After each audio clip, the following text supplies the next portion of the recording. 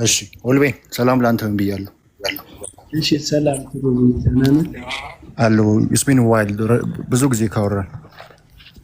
አዎ እኔም ፍቅር ብዙ ነው እየመጣሁ ነው። ስም ቀየረ የሆነ ጊዜ መተህ ነበር። ልክ ነው። ልጅ ቀይራል። በኢየሱስ አምላክነት ላይ እናውራ። እንዴት ነው በአሁኑ ጉዳይ ላይ እስቲ እናውራ። ቶማስ ኢየሱስ ክርስቶስን ጌታ አምላክ ብሎ ሰገደለት። ጥቅስ ስጠኝ እስኪ፣ ጥቅሱን ንገረኝ። ያው እኛ ክርስቲያን ስለሆነ አውዱን ስለምናይ የለም ብለህ ተጠራጥረህ ነው? አይ አለ እንዳለ አውቃለሁ፣ ግን ጥቅሱ ላይ ፎከስ አድርገን እንድናወራ አውዱን ለማየት ቦታውን ነገር ቦታውን ነገር የግድ ጥቅሱን እኔ ትርፍ ስልክ አልያዝኩም። አይ ሌላ ሰው ቼክ ያድርግልህ፣ ሌላ ሰው ቼክ ያድርግልና በደንብ እንድንወያይ ነው። ኦልቤኒ ማን ነው የሚከፍትልን? እሺ ልክፈትላችሁ። እሺ ክፈች እስቲ ታዲያ ንገራት። ቶማስን ይሄ ጌታ አምላክ የሚለውን ነው። አዎ እሱን ነው የምትከፍቺው። ዮሐንስ 28 ላይ ነው። ከላይ ጀምራችሁ አሁን ብታነቡት በጣም ግልጽ ይሆናል ያስባለሁ። ከ24 ጀምሮ ማለት ነው። ቆጣኔ ሬላስ ዮሐንስ ስንት ነው?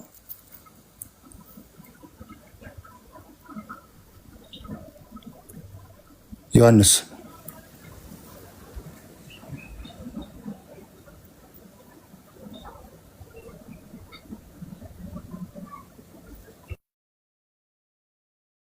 ዮሐንስ ወንጌል ምዕራፍ 20 ከቁጥር 24 ጀምሮ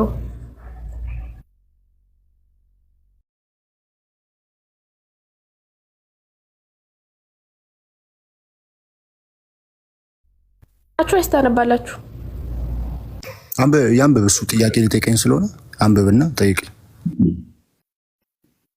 እኔም ቢሆን አነባዋለሁ። ምን መሰላችሁ? ከ24 ጀምሮ ነገር ግን ከ12ቱ አንዱ ዲዲሞስ የሚሉት ቶማስ ከኢየሱስ በመጣ ጊዜ ከእነርሱ ጋር አልነበረም ይላል። ኢየሱስ ከሞቶ ከተነሳ በኋላ ማለት ነው። ሌሎችም ደቀ መዛሙርቱ ጌታን አይተነዋል አሉት።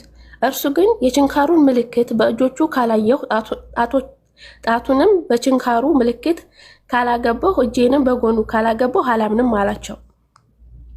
26 ላይ ከ8 ቀን በኋላም ደቀ መዛሙርቱ ደግመው በውስጥ ነበሩ። ቶማስም ከእነርሱ ጋር ነበረ። ደጆች ተዘግተው ሳሉ ኢየሱስ መጣ፣ በመካከላቸውም ቆሞ ሰላም ለእናንተ ይሁን አላቸው። ከዚያም በኋላ ቶማስን ጣትም በዚህ አምጣና እጆቼን እጅህንም አምጣና በጎኔ አግባው፣ ያመንህ እንጂ ያላመንህ አትሁን አለው። ቶማስም ጌታዬ አምላኬ ብሎ መለሰለት ይላል። ኢየሱስም ይላል 29 ላይ ስለ አየኸኝ አምነሃል፣ ሳያዩ የሚያምኑ ብፁዓን ናቸው አለው ይላል። እዚህ ጋር ነው የሚያበቃው። ሀሳቡ ካልገባህ እኔ አብራራለሁ ወይም ደግሞ ቀጥል ኦልፔ። ችግር የለውም ፈሪያ። ጀዛኪላ አመሰግናለን ፈሪያ። እሺ ጥያቄ ምንድነው? ስፔሲፊክ ጥያቄ አድርገህ ጠይቀኝ። እሺ ይሄ ኢየሱስ ክርስቶስን ፈጣሪ ያሰኘዋል ወይስ አያሰኘውም? አምላክ ቢሎ ፖይንት ስላለ እዛ ጋር አምላክና ፈጣሪ ስትል እንዴት ዓለማትን የፈጠረ ለማለት ነው ወይስ አምላክ ያሰኘዋል? ኦፍ ኮርስ። ለምን? ያው ቶማስ አንዱ ዲሳይፕል ስለሆነ ጌታና አምላኬ ብሎ ስለመሰከረልን እምነቱን ደግሞ ጌታና አምላክ መሆኑን ስለሚያሳየን። እሺ ከዛ በፊት ይህን ቃል ተናግሮ ያውቃል ቶማስ? ቶማስ አያውቅም፣ ግን ለኢየሱስ ክርስቶስ ስም ለመናገር እናት ኧረ አንድ የሀሳቤ ልስጥና ሁሉን ነገር አሳያለሁ አልኩ። ሀሳቤ እንዳይጠፋብኝ ነው። እሺ ኖርዬ ሶሪ ቴንክ ዩ። ችግር የለውም ተረጋግተህ ቀጥል። ጌታዬም አምላኬም ኢየሱስን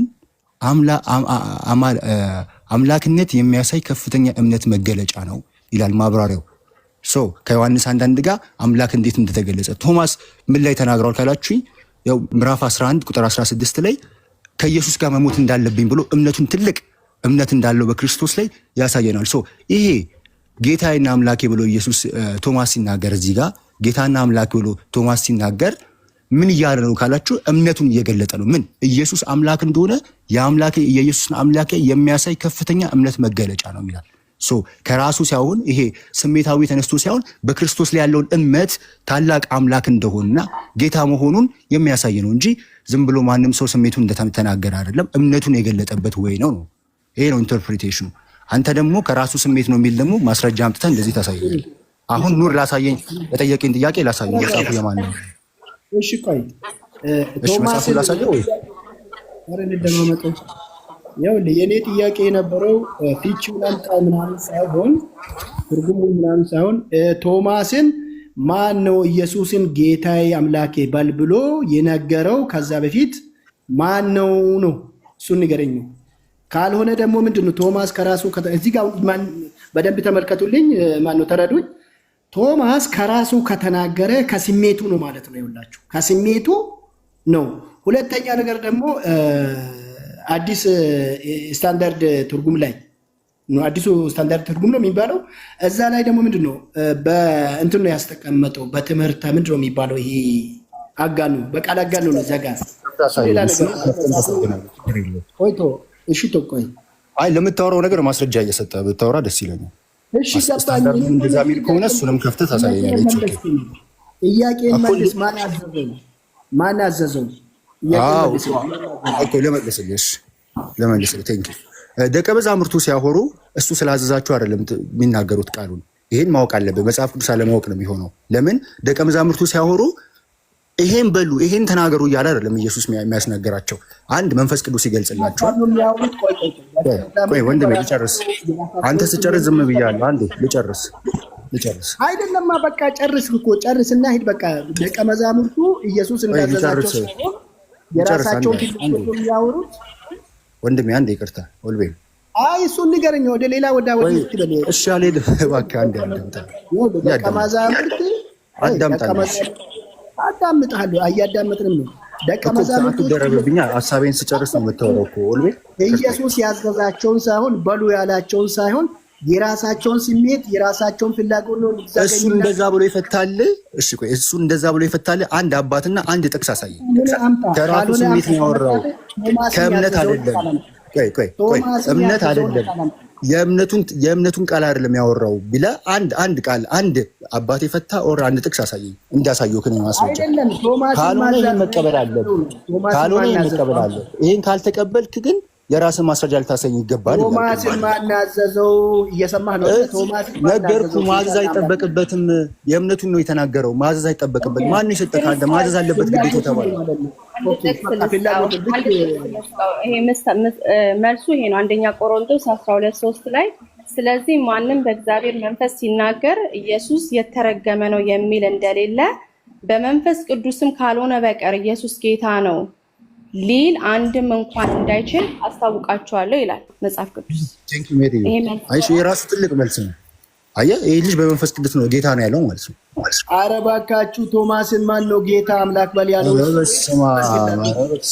አይ ኦልቤንዬ በቃ እንትን አሰበበትና ምን አይነት ጥያቄ መጠየቅ አለብኝ የሚለውን በቃ ከዚህ በኋላ ቶማስን ማን ነው እንደዛ ብሎ ተናገር ያለው? እሱን መልስልኝ። ወይስ የራሱን ፍላጎት ነው የተናገረው? ጀመር ኢየሱስን አይደለም እኮ ኦልፔን ኢየሱስን እኮ አይደለም ጌታ አምላክ ያለው ቶማስ። እንደዛ ነው እንዴ? አይደለም። ጥቅሱን እኮ ቅድም አውዱን ያነበብኩት እንዲገባችሁ ነው። እዛ ላይ ከጀምሮ ማለት ነው ከ12ቱ አንዱ ይሄ ዲዲሞስ ቶማስ የሚባለው ኢየሱስ ተነስቶ በተነሳ ጊዜ ከመቃብር ተነስቶ ሲመጣ አላገኘውም። ለዛ ነው ኢየሱስ ተነስቷል የሚል ሲሰማ እኔ አላምንም አለ። እንዴት ነው የማያምነው? እኔ እጆቼን በጎን አስገብቼ እኔ ነክቼ ኢየሱስ መነሳቱን ያን የቆሰለውን ካላየሁኝ አላምንም ብሎ ሲል ነው ማመኑ ነው መጨረሻ። ቆይ እንደውም ላምበላችሁ ከ4 ጀምሮ። ነገር ግን ከ12ቱ አንዱ ዲዲሞስ የሚሉት ቶማስ ኢየሱስ በመጣ ጊዜ ከእነርሱ ጋር አልነበረም አለ። ሌሎቹ ደቀ መዛሙርቱ ጌታን አይተነዋል አሉት። ማንም ዲዲሞስ ቶማስም ማለት ነው። እርሱ ግን የችንካሩን ምልክት በእጆቼ ካላየሁ፣ ጣቴንም በችንካሩ ምልክት ካላገባሁ፣ እጄንም በጎኑ ካላገባሁ አላምንም አላቸው። ምክንያቱም ኢየሱስ እንደሞተ ነው የሚያምነው እንጂ እንደተነሳ አላመነም። ዲዲሞስ ቶማስ ማለት ነው። ኢየሱስን አይደለም እያለ ያለው ፈሪ ኢየሱስን አይደለም ጌታዬን አምላክ ያለው እኮ። እሱን እኮ ወደ ታች ነው የሚመጣልህ። አንዴ አውዱን ይገባህ ነው እኮ እንድታብራሪልን። ኢየሱስን ነው ኢየሱስን ነው አይደለም የሚለው ወደ ታች ነው። ኢየሱስን አይደለም ኢየሱስን ነው። ለማንኛውም እኮ ቆይ ማሱ ጋር አልደረስኩም እኮ። ቆይ እኔ እኮ ከላይ ነው እኮ እናቴ ቀጥ እሺ ቀጥ ኢየሱስ ተንስቶ አይተነዋል ምናምን ሲሉት እሱ ግን አላምንም አለ። እጆችን በጎኑ አስገብቼ ያኔ የችንካሩ ምልክት የተወጋበት ምልክት ካልነካሁኝ ኢየሱስ ሞቶ መነሳቱን እኔ አላምንም ብሎ ሲላቸው ከዛ 26 ላይ ከ8 ቀን በኋላ ይላል። ከ8 ቀን በኋላም ደቀ መዛሙርቱ ደግሞ በውስጥ ነበሩ፣ ቶማስም ከነርሱ ጋር ነበረ። ደጆች ተዘግተው ሳሉ ኢየሱስ መጣ፣ በመካከላቸውም ቆሞ ሰላም ለእናንተ ይሁን አላቸው። ከዚያም በኋላ አለ ቶማስን ጣትን ወደዚህ አምጣና ማን ነው እሱ? ማን ነው? ሰላም ለእናንተ ኢየሱስ ኢየሱስ ሞቶ ከተነሳ በኋላ ማለት ነው። ይሄ ዲዲሞስ ቶማስም ከሐዋርያቶቹ ጋር አንደጋ ሆኑ። በፊት አደጋ አልነበረም፣ ሲገለጥላቸው አደጋ አልነበረም። እንደተገለጠላቸው ሌሎቹ ነገሩት፣ እሱ ደግሞ አላምንም አለ። ግን አሁን ላይ ግን ሁለተኛ ሲገለጥ ግን ከነሱ ጋር ነበረ። በተዘጋ በር ኢየሱስ ገብቶ ሰላም ለእናንተ ይሁን አላቸው።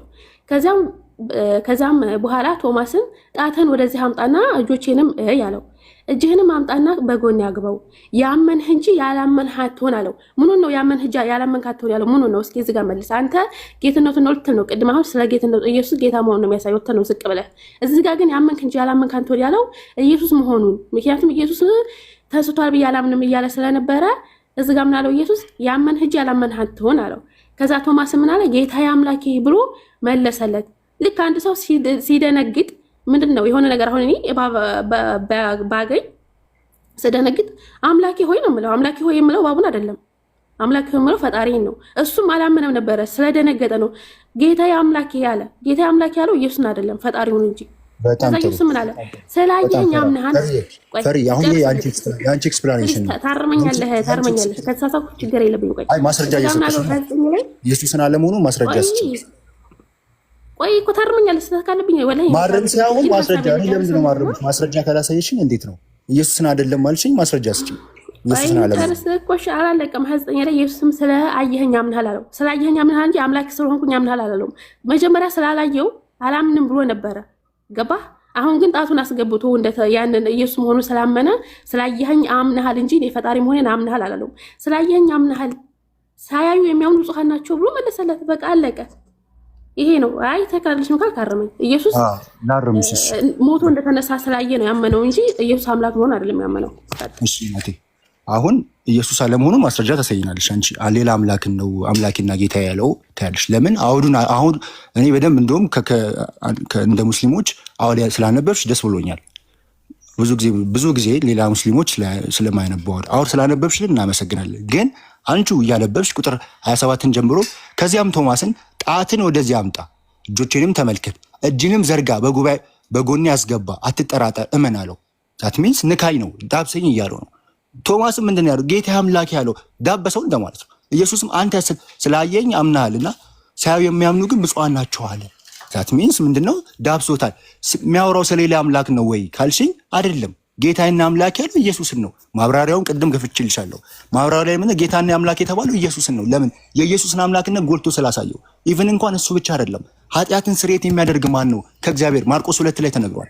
እግዚአብሔር ኃጢአትን ይቅር የሚል አምላክ ነው። እዚህ ጋርም ለኢየሱስ ደግሞ ስርየትን ሲያደርግ እናያለን። ዛት ሚንስ ኢየሱስ አምላክ እንደሆነ የአምላክነትን ዲቫይን ኔቸር ስላለው ነው። ሶ አንቺ ቶማስ ጌታዬና አምላኬ አይደለም፣ ቶማስ ጌታዬና አምላኬ ያለው ኢየሱስን አይደለም ካልቺ እንደኔ ማስረጃ መጽሐፍ ቅዱስ ወር ደግሞ አንድ አባት ያወራውን ለሌላ አምላክ ነው ለኢየሱስ አይደለም የሚለውን ታሳይናለሽ። እዚህ ጋር ግን እንደ አውዱ መሰረት ጠብቀን ታወራ ነው። አውዱን አንብቤ ነው ካለ ጀምሮ አውዱ ፍቺ እንደዚህ ነው። ፈሪ አውዱ ፍቺ መጽሐፍ ቅዱሳችን የፈታው እንደዚህ ነው። አንቺ ደግሞ ኬት አብጥተሽ ነው የምትፈቺው? ሩዝ አንድ ጊዜ እንግባባት። ሩዝ ሰላም፣ እንዴት ናችሁ እህት ወንድሞች? ሰላም አለይኩም። ኦኬ ወገናችን ትሩዝ ቶማስ ኢየሱስን ጌታ አምላኬ ብሎ ብለሃለ። ቶማስ የተናገረው በስነ ስርዓቱ በስርዓተ ነጥብ የተቀመጠው የ2000ን መጽሐፍ ቅዱስ ያላችሁ ብታወጡና ብታሳዩን አሪፍ ነው። እንትን ነው የመገረም ነው የተገረመ ነው። ቶማስ ኢየሱስን ስላየ ተገርሞ ነው ጌታ አምላኬ ያለው እንጂ ኢየሱስን እግዚአብሔር ነው እያለ አይደለም። ቶማስ ኢየሱስን የእግዚአብሔር ልጅ ነው ብሎ ያምናል ወይስ አያምንም? ትሩዝ መልስልን እስኪ። ምን አልሽ? ቶማስ ኢየሱስን የእግዚአብሔር ልጅ ነው ብሎ ነው የሚያምነው ወይስ እግዚአብሔር ነው ብሎ ነው የሚያምነው? ጌታና አምላክ ብሎ ነው የሚያምነው። የእግዚአብሔር ልጅን ብሎ ያምናል አያምንም? ይሄን ማለት አልተጠቀሰማ። ለሱ የተጠቀሰው ፓርት ብቻ ነው። ኦኬ ጥሩ። የተጠቀሰው ግን ጌታና አምላክ ነው ብቻ ያሳያል። ካልተጠቀሰ እንደ መጽሐፍ ቅዱስ አስተምሮ ጌታና አምላክ የሚሉ ቃላቶች ለሰውም፣ ለሰይጣንም፣ ለንጉስም፣ ለአምላክም፣ ለሽማግሌዎችም፣ ለመላእክትም ውሏል። ነገር ግን ለአምላክ ብቻ የዋለው እግዚአብሔር የሚል ቃል ነው። ተግባብተናል። ስለዚህ የግዴታ አምላክና ጌታ የምትለዋን ተጠቅሜ ቶማስ የኢየሱስን እግዚአብሔርነት ተናግሯል የምትል ከሆነ መጽሐፍ ቅዱስ ላይ ሐዋርያት የኢየሱስን እግዚአብሔርነት የሰበኩበትን ብታሳየንና ነገሩን ብናስታርቀው የተሻለ ነው። አሁን ምንድነው እያልከን ያለኸው? አባቶች የፈቱበትን አሳይ። ቆይ አንድ ጊዜ አልጨረስኩም። አባቶች የፈቱበትን አሳይን። ቆይ አንድ ጊዜ ልጨርስ። ቶማስ ጌታና አምላክ ያለው ለኢየሱስ ፈጣሪነት ነው ብለህ ስላቀረብክ አይ አይደለም። ቶማስ እየተገረመ ነው። ኢየሱስ ክርስቶስ ተሰቅሏል ብሎ ያምን ስለነበረ ደቀ መዛሙርቶቹ ኢየሱስን አየነው ሲሉት መጀመሪያ ከላይ ጀምሮ ሲያነብ ምንድን ነው ያላቸው?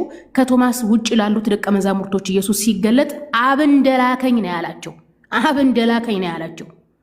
እኔ ደግሞ እናንተን እልካችኋለሁ እያለ ነበር ያወራቸው። እንግዲህ ከቶማስ ውጭ ያሉት ደቀ መዛሙርቶች ኢየሱስ ከአብ ተልኮ እንደመጣ ያምናሉ። ሂደው ለቶማስ ምን አሉት? ኢየሱስን እኮ አየነው አሉት። እኔ አላምናችሁም፣ ካላዩ አላምንም አለ። ስለዚህ ኢየሱስ ሲመጣ ያየው አብ የላከውን ነው ወይስ አብን ነው? እስኪ መልስልን። በጣም ግልጽ እኮ ነው ይሄ። መጽሐፍ ቅዱስን ከማንበብ አንደርስታንድ የሚደረግ ነው። በፊልጵስዩስ ምዕራፍ 2 ላይ ፊልጵስዩስ ላይ አትሂድ አንተ። እዚህ ጌታና አምላክ የምትለዋን እንቃደስ። ቆይ ተረጋጋ። በሪስፔክት እንድናወራ አትደረቢብኝ። ሐዋርያት ቶማስ ከመያዙ በፊት ፕሊስ አንድ ጊዜ የምትሄድ እሱ ዮሐንስ ላይ ነው። እዚህ ላይ ነው የምፈታልሽ። መጽሐፍ ቅዱስ ግን በመጽሐፍ ቅዱስ ይፈታል። ሐዋርያት ችግር የለውም ይፈታል እኮ አትደረቢብኝ ነው። ቶማስ ትሩዝ አንድ ጊዜ ቆይ አዳምጠኝ። አትደረቢብኝ ነው። ቶማስ ኢየሱስን ከመያዙ በፊት ለሐዋርያት ምንድን ያላቸው? ኢየሱስ አብ እንደላከኝ እኔ ደግሞ እናንተን እልካችኋለሁ ብሏቸዋል አይደለም? ስለዚህ አብ የላከውን ያዩት እነዛ ደቀ መዛሙርቶች ለኢየሱስ ሄደው አምላክን አየን ያሉት ወይስ አብ የላከውን ነው አየን ያሉት? ቆይ ችግር የለውም እንድንፈታው የቱ ጋር ነው ያላቸው? ንገሪኝ ቁጥሩን። ኦኬ ዘው ላይ አላየሁም እንዴ? አታውቀውም እንዴ? አውቃለሁ። አይ አሁን እንድናወራ ብዬ ነው። ሌላ ክፍል ላይ እንዴ ስላልፈልግሽ እዚህ ጋር እንድናወራ ላይ ነው። ወይ አብ እንደላከኝ ነው ያላቸው ለተገለጠላቸው ደቀ መዛሙርት። እሺ ያነበብከውን ሀያ ላይ ላንብብልሽ? ኦኬ። ይህም ብሎ እጆቹንና ጎኑን አሳያቸው። ደቀ መዛሙርቱን ጌታን ባዩት ጊዜ እጅግ ደስ አላቸው። ኢየሱስም እንደገና ሰላም ለእናንተ ይሁን፣ አብ እኔን እንደላከኝ እኔም እናንተን ልካችኋለሁ አላቸው። በጣም ጥሩ። ስለዚህ ከቶማስ ጋር ይገናኛል ይሄ? ስለዚህ አዎ ይገናኛል እንዴ? እነዚህ ኢየሱስን እኮ ቆይ አዳምጣ። በጣም ጥሩ። መላኩ አንድ ጊዜ ይቅርታ አድርጊልኝ። እኔ ሳወራ ማዳመጥም ይኖርብሻል አንቺ አይደል? አሁን እዚህ ጋር ግልጽ እንዲሆን እኔ ሳወራ ግን ትደረበልሽ ብዙ ሰዓት ሚውት አድርጌሽ ልስማሽ። እድል ሰጭኛለሽ? ሚውት አድርጌ ልስማሽ? ይኸውልህ አንድ የምንነጋገረው ግልጽ እንዲሆን ሰዎች እዚህ ጋር እየተከታተሉ ስለሆነ ምንድነው ኢየሱስ ከአብ እንደተላከ ያዩት ደቀ መዛሙርቶች ናቸው። ለቶማስ ደግሞ ጌታን እኮ አየነው ያሉት፣ ኢየሱስን እኮ አየነው ያሉት ማለት ነው። ቶማስ ከሐዋርያት የተለየ ኢየሱስን አብ ነው ብሎ ነው የሚያምነው? እስኪ ንገርን። እኔ አብ ነው ብዬ አልተናገርኩም። አብ ነው ብለህ ካልተናገርክ ከአብ ውጭ አምላክ አለ እንዴ? ከአብ ውጭ አምላክ አለ እንደ መጽሐፍ ቅዱስ አስተምሮ? ቆይ እናቴ፣ ኧረ እባክሽ እኔም ሳወራ መልሽ ስሚኝ እባክሽ። እኔ ኦነ ልጅስ አማኝ አይደለሁም። ኢየሱስ አብ ነው ብዬ አላምነው። ዋን ዲቫይን ኤግዚስተንስ 3% ነው። ሰከንድ ፐርሰን እምነቱን በከፍተኛ ኢየሱስ ክርስቶስን በአካል ስላየነው ስለዳሰሰው የከፍተኛ የእምነት መገለጫ ነው። ይሄ ቶማስ ጌታዬ አምላኬ ያለው ኢየሱስ ነው የሚላል እዚህ ላይ ማብራሪያ ላይ ያለ የለው። ምኑ ጋር ነው ያለው? ኢየሱስም እኮ ምንድን ነው ያለው? አንተ ስላየኸኝ አምነሃል አለ። ብለሽ ከመናገርሽ በፊት አሳየኝ ይባላል። የለውም ከማለት በፊት አሳየኝ ይባላል። አደምድም የለውም ብለሽ ችግር የለውም። ኢየሱስ ክርስቶስ እግዚአብሔርን ያየው ማንም የለም ብሎ ሰብኳል። ቶማስ ጌታዬ አምላኬ ብሎ ሲል ኢየሱስ ምንድነው አንተ ስላየኸኝ አምነሃል አለ እና ኢየሱስ እግዚአብሔር ያሳይሽ። ምክንያቱም ኦኬ ማሳየቱ አይሻልም? ትልቁ ላይ ምኑ አይ ኢየሱስን አይደለም ያለው ስትይ ነው። ኢየሱስን አይደለም በጭራሽ። ምክንያቱም ኢየሱስ ክርስቶስ ምን አለው? ያምናል አለው። ራሱ ኢየሱስ ክርስቶስ አብ እንደማይታይ እኮ ነው ያሰበው። መጽሐፍ ያወራ እናቴ፣ አንዴ መጽሐፍ ያወራ መጽሐፉና ቶማስ ኢየሱስ ጌታ አምላኬ የሚለው ይላል። አንዴ በቃ አንዴ ብቻ ሰሚ ጎበዝ። እሺ ይኸው እንደዚህ ይላል። ምን ይላል? አንብቢ እስኪ። በጣም ጥሩ 20 ዮሐንስ 20:28 ጌታ ይልና አንድ ጊዜ ቆይ በደንብ አታወዛውዘው፣ በደንብ ግልጽ ይሁን ጽሁፉ። አይዋ በጣም ጥሩ ኦኬ። አንብቢዋ ድምፅሽን ከፍ አድርጊ። እንዴ እየተንቀጠቀጠ ነው፣ ይረጋጋ እንዴ። እኔ ላንብብልሽ። እንደዚህ ይላል ጌታ ይኸው እዚህ ጋር ጌታዬም አምላኬም ኢየሱስን አምላክነት የሚያሳይ ከፍተኛ እምነት መገለጫ ነው። ይሄ ደግሞ ዮሐንስ 1:1 መብራሪያ ላይ በደንብ ታዩታላችሁ ነው። ማን ይሄ እኮ ማብራሪያ እኮ እያነበብክ ያለው ይሄን ማብራሪያ አንቺ ገና 40 ዓመት ያልሞላ ሴትዮ ይሄ ማብራሪያ አልቀበልም ካልሽኝ እኛ ይሄ ማብራሪያ እንዴ አብራሩት እኮ የሥላሴ ዶክትሪን አማኞች ናቸው እኮ እነዚህ የሥላሴ ዶክትሪን። አንቺ ገና በስንት አልቀበልም ካልሽ እኛ የምንቀበለው ይሄን ነው። ይሄ የምንቀበለው እሱ ነው የምትቀበለው። እኔ ከምንቀበለው ነው ማስረጃ የምንሰጥስ ከምንቀበለው ነው ማስረጃ የምንሰጥስ። እንደዛ ብለው ካብራራህ እሺ ችግር የለውም። እንደዚህ ብለው ካብራሩ አለመቀበል ትችያለሽ። ባይዘው ሐዋርያት አለመቀበል ትችያለሽ። ማስረጃችን ግን እኛ ይሄ ነው። እሱ ማስረጃ መጽሐፍ ቅዱስ ነው። ይሄ ማብራሪያ ነው። እንግዲህ ምንድነው እነዚህ የሥላሴ ዶክትሪን ያብራራው የመጽሐፍ ቅዱስ ማብራሪያ። አየሽ የመጽሐፍ ቅዱስ ማብራሪያ ኢየሱስ ቶማስ ኢየሱስን አምላክ አለው ብሎ ነው አይደል የተብራራው? ዛት ሚንስ አውዱን አይቶ አንድ ሰው አምላክ ነው ብሎ ካለ ሐዋርያት ሀቢብቲ አንዴ ብቻ ስሚኝና አንዴ ስሚ። መጽሐፍ ቅዱሳችን አለ፣ ስክሪፕቸሩ አለ። ስክሪፕቸሩን ማብራሪያ ይሰጡናል። ማን? መጽሐፍ ቅዱስ ማብራሪያ ያሳተመው። ዛት ሚንስ ማብራሪያውን አውዲውን ራሱ አንደርስታንድ አድርጎ አንድ ሰው ቶማስ ኢየሱስን ጌታዬና አምላኬ እንዳለው ያሰጠናል። እንዴት አለው ካለ ከአምላክነት አንጻር ነው። ከምን ከሐዋርያት ምዕራፍ 11ን ተጠቀመ፣ ዮሐንስ ምዕራፍ 1ን በመጠቀም ይሄ ማብራሪያ ተሰጥቶናል። ዛት ሚንስ እኛ እንቀበለዋለን ማለት ነው። ጥሩ፣ እሱ ተቀብለዋል። ጥሩ፣ እሺ፣ በዚህ እንስማማ። ተቀብለዋል። እንደዛ ከሆነ ይሄንን ማብራሪያ የሰጡት የሥላሴ ዶክትሪን አማኞች ናቸው። መጽሐፍ ቅዱስ ላይ ደግሞ የሥላሴ አስተምሮት የለም። ስለዚህ እነዚህ የሥላሴ ዶክትሪን አማኞች ቶማስ የኢየሱስን አምላክነት መሰከረ ከተባለ ኢየሱስ ተመልኳል ወይ ነው? አሁን ኢየሱስ ተመልኳል ወይ ነው? እዚህ ጋር ኢየሱስን አምላክ ነው ብሎ ማለት ትሩዝ አንድ ጊዜ ሰምቻለሁኝ። ቆይ ሰምቻለሁ ካልሄድኩኝ ቶማስ የኢየሱስን አምላክነት ከመሰከረ ከአብ ውጭ ሌላ አምላክ አለ ማለት ነው። መጽሐፍ ቅዱስ አብ ብቻ እንደሆነ አይደለም። አየሽ አላነበብሽም። ከአብ ሁለተኛ አምላክ አብ ብቻ አይደለም የተባለው፣ ኢየሱስም ተብሏል። ኢየሱስም አምላክ ተብሏል። ኦኬ ኢየሱስ አምላክ ከሆነ ኢየሱስን ያመለከ ሐዋርያ እስኪያሳየን። እንግዲህ የማይመለክ አምላክ የለምና አምላክ ሐዋርያቶች እኮ አምላክ ካሉት ያመልኩታል ማለት እኮ ነው እኮ። ሲት አለ ያመለኩት ማን አመለኩት? አመለኩት ሳይሆን አምላክ ብሎ የጻፉልን ሐዋርያቶች አሉ። አምላክ ይመለካል። ይኸውልህ አምላክ ከተባለ አምላክ ስም መጠሪያ ነው። አምላክ ከተባለ ይመለካል። ምክንያቱም መጽሐፍ ቅዱስ ላይ እግዚአብሔር አምላክ ነኝ ብሏል። አዳምጠኝ አንድ ጊዜ። ይኸውልህ እያዳመጥከኝ እኩል ማውራት እኩል ካወራን ሰው አይረዳም። አንተም የምጠይቀውን ጥያቄ አይሆንልህ። ይኸውልህ አሁን እኩል ካወራን አንድ ጊዜ እንትን አይሆንም።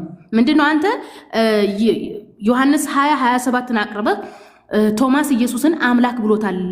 መምህራኖቻችንንም ሲያብራሩ ቶማስ ኢየሱስን አምላክ ያለው አንድ ጊዜ እንዴ ቆይ እንዴ አትደረበህ። እያረምኩሽ ነው መሄደው ነው እሱ አትረበኝ። ምን አሳረም አንተ እኮ መረጃ ብለህ አቅርበሃል። ላውራ አንተ መረጃህን አቅርበሃል አይደለም? መረጃህን አቅርበሃል አይደለም? ምን ብለህ ነው መረጃ ያቀረብከው? መምህራኖቻችሁ ቶማስ ኢየሱስን አምላክነት እንዴ ቆይ ያላልኩት ነው ትበያናት እንዴ ቆይ መምህራኖች ይልበል እንዴ መምህር ብያወርቻለሁ። መምህሮቻችን የት ነው? አስተማሪዎቻችሁ ወይም የእምነት ተርጓሚዎቻችሁ። አሁን ይሄ ችግር የለውም እኮ አሁን ጫጫታ የምትፈጥርበት ምንም አይደለም። ምንድነው ሲያብራሩ ነው ያልከው? ዮሐንስ 20:27ን ሲያብራሩ ቶማስ አምላክ ጌታ ያለው በመገረም ሳይሆን የኢየሱስን አምላክነት እየመሰከረ ነው ብለውናል፣ አብራርተዋል ብለሃል። እንደ መጽሐፍ ቅዱስ ግልጽ አስተምሮ ምንድነው የሚለው? አንድ እግዚአብሔር አለና በአንዱ በእግዚአብሔርና በሰው መካከል ያለው ሰው የሆነው ኢየሱስ ክርስቶስ ነው ተብሎ በመጽሐፍ ቅዱስ ኢየሱስ ክርስቶስ ሰው እንደሆነ ተመስክሯል። ይህም ብቻም ሳይሆን አንድ አምላክ ከሁሉ በላይ የሆነ አንድ አምላክ አብ አለን ነው የተባለው። አንድ አምላክ አብ አለን፣ ከሁሉ በላይ የሆነ አንድ አምላክ አብ አለን ነው የተባለው ኤፌሶን 4:6 ላይ። አንደኛ ቆሮንቶስ 8:4-6 ያለውን ስናነብ ሐዋርያው ጳውሎስም ብሎ ነው ያስተማረው በምድርና በሰማይ ጌታና አማልክት ጌቶችና አማልክቶች የተባሉ ቢኖሩም ከሁሉ በላይ የሆነ ግን አንድ አምላክ አብ አለን ብሎ ነው ያስተማረው። እንደ መጽሐፍ ቅዱስ ግልጽ አስተምሮ አንድ አምላክ አብ ነው፣ ከአብ ውጪ ኢየሱስ አምላክ ነው ከተባለ ሁለት አምላክ ሊሆን ነው ማለት ነው። አንደኛ ነገር ሐዋርያቶቹ በግልጽ ኢየሱስን አምላክ ነው የሚል አስተምሮ አልሰጡም። ሁለተኛ ነገር ቶማስ ምንድነው ያለው? ተገርሞ ኢየሱስ ሲጠይቀው ምንድነው ያለው? በመገረም አምላኬ ጌታዬ አለ። እንደዛ ሲል ኢየሱስ ስላየኸኝ አምነሃል ነው ያለው። አምላኬ ጌታ ያለው እየተገረመ ነው። አምላኬ ጌታ ያለው እግዚአብሔር ነው እንጂ ኢየሱስን አይደለም። ይሄን ብቻም ሳይሆን ኢየሱስ ምንድነው ያለው? ስላየኸኝ አምነሃል ነው ያለው። ኢየሱስ ምን ብሎ ሰብኳል? ሐዋርያቶቹ አብ አይታይም፣ አብን ያየው ማንም የለም፣ ከቶ ድምጹንም የሰማ የለም ተብሏል። እና ታዲያ ቶማስ መጥቶ አምላኬ ጌታዬ ሲል ስላየኸኝ አምነሃል፣ እኔ የታየው እግዚአብሔር ነኝ እያለው ነው ኢየሱስ አይደለም። ስላየኸኝ አምነሃል ያለው ኢየሱስ መምህራቸው ስለሆነ ነው።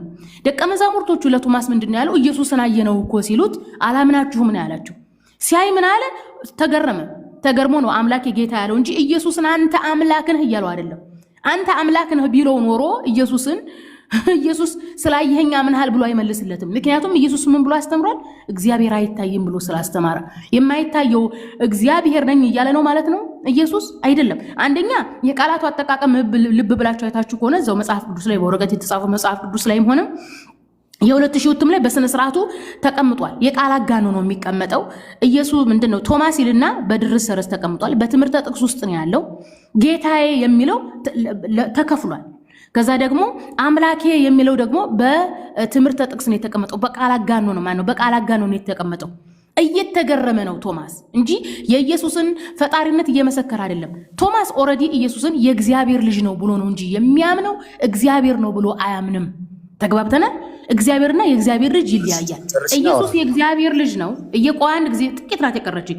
ኢየሱስ የእግዚአብሔር ልጅ ነው። የእግዚአብሔር ልጅነቱን ራሱ ያገኘው እግዚአብሔር መርጦት ነው። ሐዋርያው ጳውሎስ ሮሜ 9 ላይ ምዕራፍ 9 ሮሜ ላይ ከአንድ ጀምሮ ስናስተምር እግዚአብሔር ሉዓላዊ መራጭ ነው። ከእስራኤላውያኖች ምን ይመርጣል?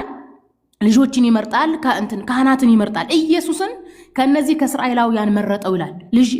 ልጅነት የተሰጠው ነው ኢየሱስ ክርስቶስ። ስለዚህ ቶማስ ኢየሱስን አምላክን አለው ብሎ ማለት ያኒ እግዚአብሔርን ካደ ማለት ነው። እግዚአብሔርና የእግዚአብሔር ልጅ ሁለቱ የተለያዩ ናቸው። እንደ መጽሐፍ ቅዱስ አስተምሮ ከአብ ውጭ ማንም እግዚአብሔር አልተባለም። አይ ከአብ ውጭ እግዚአብሔር አለ ካልተባለ ኢየሱስን ሐዋርያት እግዚአብሔር ብለው የሰበኩበትን ማሳየት ግድ ይላል። ቶማስ የተናገረውን ነገር ለማስታረቅ ማለት ነው። አይ ሐዋርያት ኢየሱስ እግዚአብሔር ነው ብለው የሰበኩበትን ካላሳየ በቶማስ ንግግር መደበቅ አይቻልም። አንደኛ ነገር። ሁለተኛ ነገር ቶማስ የተናገረው የኢየሱስን አምላክነት መሰከረ ከተባለ ሐዋርያት ኢየሱስን አምልከውታል። ምክንያቱም አንድ አካል አምላክ ነው ከተባለ መመለክ ግዴታው ነው። ግድ መመለክ አለበት። በነገራችን ላይ የአረማውያን ጣዖቶች ራሱ ይመለካሉ። ኢየሱስ አምላክ ነው ሲባል ኖር እንጂ ለዘላለም አንድ ቀን ሲመለክ አይተነው አናውቅም። በሐዋርያት ማለት ነው እንጂ በአረማውያኖች ዘንድ እየተመለከ ነው፣ እያየን ነው። በየቤተ ክርስቲያኑ ኢየሱስ እየተመለከ ነው። ነገር ግን ሐዋርያት አምልከውታል ወይ ነው። አሁን እንግዲህ በቶማስ ከተቀጠፈ አይቀር ቶማስ ኢየሱስን አምላክ ነው ብሎታል፣ አምላክ ነው ብሎታል። እሺ ቶማስ ኢየሱስን አምላክ ነው ካለ ሐዋርያት ኢየሱስን አምልከውታል ወይ ነው መረጃ የምታሳየን?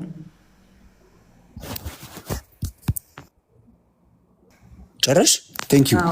እሺ አሁን ደግሞ የሚታርግሽ ትኛለሽ ነኝ ደግሞ በጣም ጥሩ። እሺ አንድ ያነሳችሁ ክሌም አለ። ምንድነው ኢየሱስ አምላክ የሚለው ሐሳብ ምንድነው? ኮንሰፕቱ ራሱ አምላክ ፈርስት ኮሪንቲያንስ ቻፕተር 8 ቨርስ 6 ላይ ተናግራለች። አንድ አምላክ አብ አለን፣ አንድ ጌታም። አያችሁ ብዙ ጊዜ አይጨርሱትም ቃሉን። አንድ ጌታም አለን። ሶ ጌታ ሁሌ ለኢየሱስ ክርስቶስ ለአምላክ ሁሌ ለአብ ነው ካልን ጌታስ ሁሌ ለኢየሱስ ነው ማለት እንችላለን የሚል ጥያቄ ያስነሳል። ጌታ ለአብ የተሰጠበት ሌላ ጌታ ክፍል ታሳይኛለሽ? ለምን ጌታ ኢየሱስ ክርስቶስ ተብሏል? እንግሊዝኛውን ነገር ይኩን ካየን ሌላ ኢየሱስ ክርስቶስ ሲጀመር አምላክ የተበለበት ብዙ ክፍሎች አሉ። አሁን አንቺ የመጣሽ በ67 ያልመላሽ ሰው ነሽ፣ ግን አብሮ የነበሩ ደቀ መዛሙርቶች አሉ፣ ሐዋርያቶች። ስለ ኢየሱስ ምን ይላሉ የሚለውን ሐሳብ አንደርስታንድ ማድረግ አለብን። the first person ዮሐንስ ነው። ዮሐንስ ወንጌልን የጻፈልን መልእክታችንና ራእይን የጻፈልን ሰውዬ ምን ብሏል ስለ ኢየሱስ?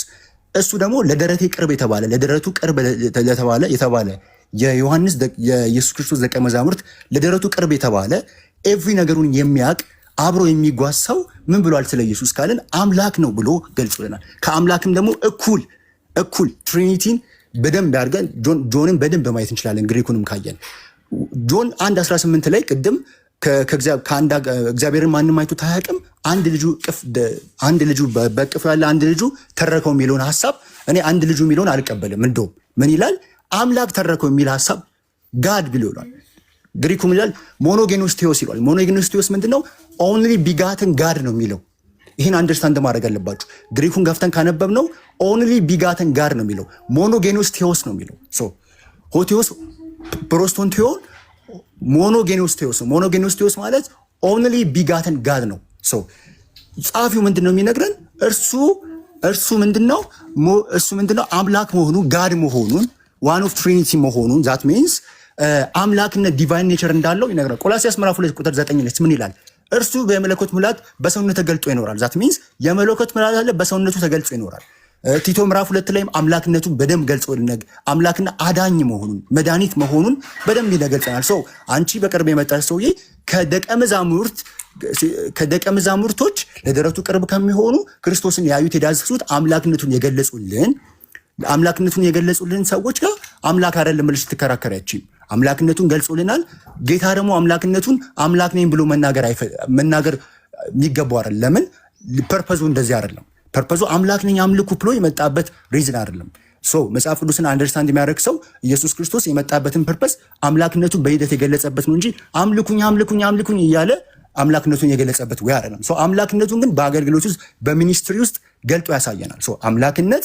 አምላክነቱን ክርስቶስ በመጽሐፍ ቅዱስ በደንብ አዲስ ኪዳን ላይ ግልጽ ሆኖ ተቀምጦልናል። ዮሐንስ 1:1 ላይ እናውራ ከተባለ ልጨርስ። ዮሐንስ 1:1 ላይ ከተባለ ቅድም ዮሐንስ 1:18 ነው ገልጽ ጠቅሰሻል። እሱንም እናያለን። ቆሮንቶስ 8:6 ላይ አንድ አምላክ አብ አለን የሚለውንም አንድ ጌታ ክርስቶስ ኢየሱስ አለ የሚላለን። አንድ አምላክ አብ ብቻ ከተሰጠን ጌታ የሚለውን ሀሳብ ለአብ አይሰጥም ማለት ነው፣ ለጌታ ብቻ ነው የሚሰጥ ነው የሚለውንም ጥያቄ ያስነሳል። በዚህ ላይ ጥያቄ ካለሽ እናወራለን። በጣም ጥሩ። እሺ ጌታ የሚለው ለኢየሱስ ተሰጥቷል፣ ለእግዚአብሔር ጌታ የሚለው ተሰጥቷል የሚል ሀሳብ አንስተሃል። በነገራችን ላይ ክርስቲያን ነኝ ብለህ እንደዚህ አይነት ጥያቄ መጠየቅ አይገባህም ነበረ። እዚህ ጋር በምትሉት ነገር መጽሐፍ ቅዱስ ላይ የጋራና የግል ስሞች አሉ። የጋራ ስም ብሎ ማለት መላእክቱ ጌታ ተብሏል፣ ፈጣሪም ጌታ ተብሏል፣ ሰውም ጌታ ተብሏል። ተግባብተናል። ደግሞም ኢየሱስን ጌታ ያደረገው ማን ነው? እግዚአብሔር ነው። የሐዋርያ ሥራ 2:36 ላይ እግዚአብሔር ኢየሱስ ምን አደረገው? ጌታም ክርስቶስም አደረገው ይላል። የኢየሱስ ጌትነት በሹመት የሚሰጥ ነው። ለዚህም ነው ጳውሎስ ለቆላስይስ ሰዎች በላከላቸው ደብዳቤ ላይ ምዕራፍ 1 ከአንቀጽ 15 ጀምሮ እግዚአብሔር ለኢየሱስ ምን ፈጠረለት ይላል? ጌትነት፣ አምላክነት፣ ስልጣናትና ዙፋናትን ፈጠረለት። የኢየሱስ ጌትነት፣ ስልጣናትና አለቅነትና ገዥነት ለአዲስ ኪዳን የተፈጠረለት እንደሆነ መጽሐፍ ቅዱስ ግልጽ አድርጎ ያስተምራል። በመሆኑም ጌታና አምላክ በሚል ቃል በመደበቅ ኢየሱስን ፈጣሪ ማድረግ አይቻልም። ምክንያቱም መጽሐፍ ቅዱስ ላይ አንድ ፈጣሪ ነው ያለው፣ አንድ እግዚአብሔር ነው ያለው፣ አንድ አብ ነው ያለው። ይህ አብ ከሁሉ በላይ እንደሆነ ጳውሎስ ራሱ በደንብ ሰብኳል። ኢየሱስ ክርስቶስም ራሱ ሰብኳል። ብትወዱኝስ አብ ከኔ ይበልጣል ብሏል። የሰጠኝ አባቴ ከሁሉ ይበልጣል ብሏል። ስለዚህ ያ ከሁሉ የበለጠው እግዚአብሔር ተብሎ ነው የሚጠራው መጽሐፍ ቅዱስ ላይ። ከአብ ውጪ ማንም እግዚአብሔር ተብሎ አልተጠራም። ከአብ ውጪ ማንም ፈጣሪ ተብሎ አልተጠራም። ከአብ ውጪ ማንም አብ ተብሎ አልተጠራም። በእነዚህ ስሞች የተነሳ መጽሐፍ ቅዱስ ላይ አንዱና ብቸኛው ፈጣሪ አምልኮት የሚገባው ማን እንደሆነ መለየት እንችላለን። እሱም ማን ነው? አብ ነው። ኢየሱስ ክርስቶስ አንድም ቦታ አብ ተብሎ አልተጠራም። አንድም ቦታ ፈጣሪ ነው ፈጣሪ ተብሎ አልተጠራም። አንድም ቦታ እግዚአብሔር ተብሎ አልተጠራም። ነገር ግን አምላክና ጌታ የሚል ቃል ከተጠቀምን አምላክ ሰይጣንም አምላክ ተብሏል፣ ሰዎችም አምላክ ተብሏል፣ ፈጣሪም አምላክ ተብሏል። ስለዚህ አምላክ የሚለው ቃል ለመልአኩም ለሰይጣኑም ከዋለ እንዴት ነው የምንረዳው ከተባለ እንደ አውዱ እንረዳለን። አንደኛ። ሁለተኛ የእግዚአብሔር ቃል የሚመጣላቸው አማልክት ናቸው ብሎ ራሱ ኢየሱስ ክርስቶስ በዮሐንስ ወንጌል ምስክር ሰጥቷል። ተግባብተናል። ሙሴም ደግሞ እግዚአብሔር ምን ብሏል? አንተ አምላክ አድርጌሃለሁ ብሏል። አምላክ ብሎ ማለት ገዢ ነው። ገዢነት ምንድን ነው? ሰይጣን የዚህ ዓለም ገዢ ተብሏል። የዚህ ዓለም አምላክ ተብሏል። ስለሚገዛ ሰዎችን ወደ ፈጣሪ እንዳይቀርቡ የሚገዛ ስለሆነ ማለት ነው። ስለዚህ ኢየሱስ ክርስቶስ አምላክ የሚል ቃል በነገራችን ላይ በቀጥታ ኢየሱስ አምላክ የሚል አንዳችም ቃል የለም። ግን አምላክ የምትል ቃል ተጠቅመን ኢየሱስ አምላክ ተብሏል ለሚሉ ገዥነትን ነው የሚያሳየው። የኢየሱስ ገዥነት ደግሞ ማን የሰጠው? ፈጣሪ ነው የሰጠው። ለዛውም እድሜው 30 ዓመት ሲሞላው ነው። ኦኬ ደግሞም ራሱ ኢየሱስ ክርስቶስ ምን ብሎ ነው የመሰከረው በራሱ ላይ? የእግዚአብሔር ቃል የሚመጣለትን አማልክት ትሉ የለም ይላል። ኢየሱስ ክርስቶስ የእግዚአብሔር ቃል የመጣልኝ ሰው ነኝ ብሎ በራሱ ላይ መስክሯል። ጌታ የሚለው ለኢየሱስ ብቻ ሆኗል የሚለው ይሄ በጣም ነው የሚያስቀው። ምክንያቱም እግዚአብሔርም ጌታ ተብሏል። ጌታ እግዚአብሔር ይላል። ከብሉይ ኪዳን አንስታችሁ እስከ አዲስ ኪዳን ብትሄዱ ጌታ እግዚአብሔር ጌታ እግዚአብሔር ጌታ እግዚአብሔር የሚል ተቀምጧል። ራሱ ኢየሱስ ክርስቶስ ምንድን ያለው ማቴዎስ ወንጌል ላይ ካልተሳሳትኩኝ የምድርና የሰማይ ጌታ ብሏል። የምድርና የሰማይ ጌታ ስለገለጥክላቸው አመሰግናለሁ ብሏል። ይህንን የምድርና የሰማይ ጌታ የሆነውን እግዚአብሔርን ኢየሱስ ምን አድርጎታል? አመስግኖታል። ስለዚህ ጌታ እግዚአብሔር ተብሏል፣ ጌታ ኢየሱስ ተብሏል። የእግዚአብሔር ጌትነት ዘላለማዊ ሲሆን የምድርና የሰማይ ጌትነት ነው። የኢየሱስ ጌትነት ደግሞ በስጦታ የተሰጠ ጌትነቱ የጠቀመችው ለዛች ለአዲስ ኪዳን ብቻና ብቻ፣ ለዛውም ጌትነቱ የሚሻር ነው። አንደኛ ቆሮንቶስ ምዕራፍ 15 ከቁጥር 23 ጀምረን ስናነበው ምንድን ያለው? ይሽራል ነው ያለው። አለቅነቱን ጌትነቱን ይሽራል። ኢየሱስ ክርስቶስ የሚመለስ ስልጣን ነው የተሰጠው። መጽሐፍ ቅዱስ ይህንን ነው የሚያስተምረው። ይህም ብቻም ሳይሆን እግዚአብሔር መጽሐፍ ቅዱስ ላይ እኔ ብሏል። እኔ እግዚአብሔር ነኝ ብሏል። እግዚአብሔርን አምልኩት ተብሎ ተሰብኳል። እግዚአብሔርን አምልከው ተብሎ ተሰብኳል። እግዚአብሔርን ፍሩት ተብሎ ተሰብኳል። የዘዳግም 10:20 ላይ እግዚአብሔርን ፍሩ፣ እግዚአብሔርን አምልኩ፣ በእግዚአብሔር በስሙ ማሉ ተብሏል። በነገራችን ላይ መሐላ አምልኮ ነው። ኢየሱስ ክርስቶስን ፍሩ አልተባለም መጽሐፍ ቅዱስ ላይ። ኢየሱስ ክርስቶስን ተከተሉ አልተባለም። ኢየሱስ ክርስቶስን አምልኩ ተብሎ አልተሰበከም። ኢየሱስ ክርስቶስ እግዚአብሔርን ፍሩ እያለ የሰበከ ጻድቅ የእግዚአብሔር ሰው ፈራህ እግዚአብሔር የሆነ ሰው እንጂ የተመለገ እግዚአብሔር አይደለም። ስለዚህ ጌታ የሚለው እንደየስልጣን ነው። ዳዊትም ጌታ ነው፣ አብርሃምም ጌታ ነው። እያንዳንዱ ሰው በቤቱ ጌታ ነው። ባል በሚስቱ ላይ ጌታ ነው። ኢየሱስ ክርስቶስ ምን ብሎ ነው የሰበከው? የፋሲካን በዓል ለማክበር ማለት ነው። በነገራችን ላይ የፋሲካ በዓል አምልኮ ነው። ኢየሱስ ክርስቶስ እንደ ማንኛውም አይሁዳዊ የፋሲካን በዓል ለማክበር ያኒ አምልኮ ለማቅረብ ለእስራኤል አምላክ ለእግዚአብሔር አምልኮ ለማቅረብ ቦታ ቤት እየፈለጉ ነበረ። ሲፈልጉ ምንድን ነው ያለው ኢየሱስ? የቤቱን ጌታ ሄዱና ጠይቁት አለ። ጌታ ብሎ ማለት የሆነ ነገር ገዢ ነው። አንድም ቤት ቢሆን ያችን ቤት የሚያስተዳድር ሰውዬ ጌታ ይባላል። ኢየሱስ ክርስቶስ አዲስ ኪዳንን እንዲያስተምር ስልጣን ስለሰጠው እግዚአብሔር ጌታ የሚለው ከዛች ከአዲስ ኪዳን ጋር የተያያዘ እንጂ የዓለምነት ጌታ አይደለም። ሐሰን ላወራ ነው እያለ ነው። ሐሰን ቀጥለ ማውራት ትችላለህ። አንቺ በሰጠሽው ሐሳብ ላይ አንዴ ላወራና ሐሰን ይቀጥላል። እሺ ሐዋርያት የሰጠችውን ሐሳቦች አንዳንድ ሐሳብ ልስጥና ኢየሱስ ክርስቶስ ጌታ አልተባለም፣ ኢየሱስ ክርስቶስ እግዚአብሔር አልተባለም፣ ኦር ደግሞ የአምላክነት ምንም ምንድነው ክራይቴሪያ አያሟላም ስትል ነበር። መጽሐፍ ቅዱሳችን ስለ ኢየሱስ ክርስቶስ ምን ያስተምረናል የሚለውን አለማወቅ በጣም ብዙ ስህተት ውስጥ እንገባለን። በኢየሱስ ክርስቶስ ላይ ባይዘዌ ብዙ ሃይማኖት የተፈጠረው ኢየሱስ ክርስቶስን በደንብ አለማወቅና አለመረዳት ነው። ብዙ አይነት ሴክቶች የተፈጠሩት ኢየሱስ ክርስቶስ ማን ነው ምንድን ነው የሚለውን አንደርስታንድ ካለማድረግ አንጻር ኢየሱስ ክርስቶስ አምላክነቱን የሚያሳዩ ክፍሎች ምን አሉ? ቅድም ብያቸዋለሁ። ከደረቱ ቅርብ የሆነው አንድ ደቀ መዝሙር አለ። ዲሳይፕል ከምንለው አንዱ ጆን ነው። ጆን በጣም ከኢየሱስ ክርስቶስ ትራንስፊግሬሽን ጋር ሲገለጥ ራሱ ሶስቱን ደቀ መዝሙር ከሚጠቀሙት አንዱ ጴጥሮስ ዮሐንስና ያዕቆብን አንዱ ዮሐንስ ነው። ዮሐንስ እኛ ከምናወራው ዛሬ መተን ከ2000 ምናምን ዓመት በኋላ መተን ከምናወራው ይልቅ ለእሱ ቅርብ የሆነ እያንዳንዱን እርምጃውና እያንዳንዱን የሚያውቅ አንድ ግለሰብ ነው። ስለ ኢየሱስ ክርስቶስ በኢንስፓሬሽን አኮርዲንግ ቱ 1 ጢሞቴዎስ 3:16 ላይ በኢንስፓሬሽን በእግዚአብሔር ቃል መንፈስ ተመርቶ የጻፈው ስለ ኢየሱስ ምን ብሎናል ካለን በዮሐንስ 1:1 ላይ በመጀመሪያ ይሄ ግልጽ የሆነ ሐሳብ አለ። ቃል ነበረ፣ እግዚአብሔርም በመጀመሪያ ቃል ነበር፣ ቃልም ከእግዚአብሔር ዘንድ ነበር፣ ቃልም እግዚአብሔር ነበር። ቃል የተባለው ማን ነው ብለን ስናየው 1:16 1:14 ላይ ቃልም ስጋ ለብሶ ክርስቶስ እንደሆነ ግልጽ ይሆንልናል። እሱ ማን ነበር ካለ እግዚአብሔር ነበር ይለናል። ዛት ሚንስ ምንድነው ቃል ኢየሱስ እግዚአብሔር እንደነበር ይነግረናል። ዕብራውያን 1:18 ላይ ቅድም ስትል ነበር አንድ አምላክ አብ አለን ስትል ነበር። ባይዘው አብ ኢየሱስን አምላክ እንደሚለው ታውቃላችሁ? አታውቁም? ዕብራውያን 1:8 ላይ እንደዚህ የሚል ቃል አለ። ስለ ልጁ ይላል። ስለ ልጁ ግን አምላክ ሆይ ዙፋን እስከ ዘላለም ድረስ ይኖራል፣ በመንግስት ብትር የቅንነት ብትር ነው ይላል። አብ ስለ ልጁ ምን ይላል? አምላክ ሆይ ይለዋል። አብ ስለ ልጁ አምላክ ሆይ ነው። አምላክነት አብ እንዴት ነው ኢየሱስን አምላክ የሚለው እችን አንድ ጊዜ በጽሁፍ ታሳየን። ሩዝ ቆላ አሳየን በጽሁፍ አሳይሻለሁ። አንዴ በትልቁ አድርጉት። አንድ ጊዜ ብዙ ጥያቄ ነበር።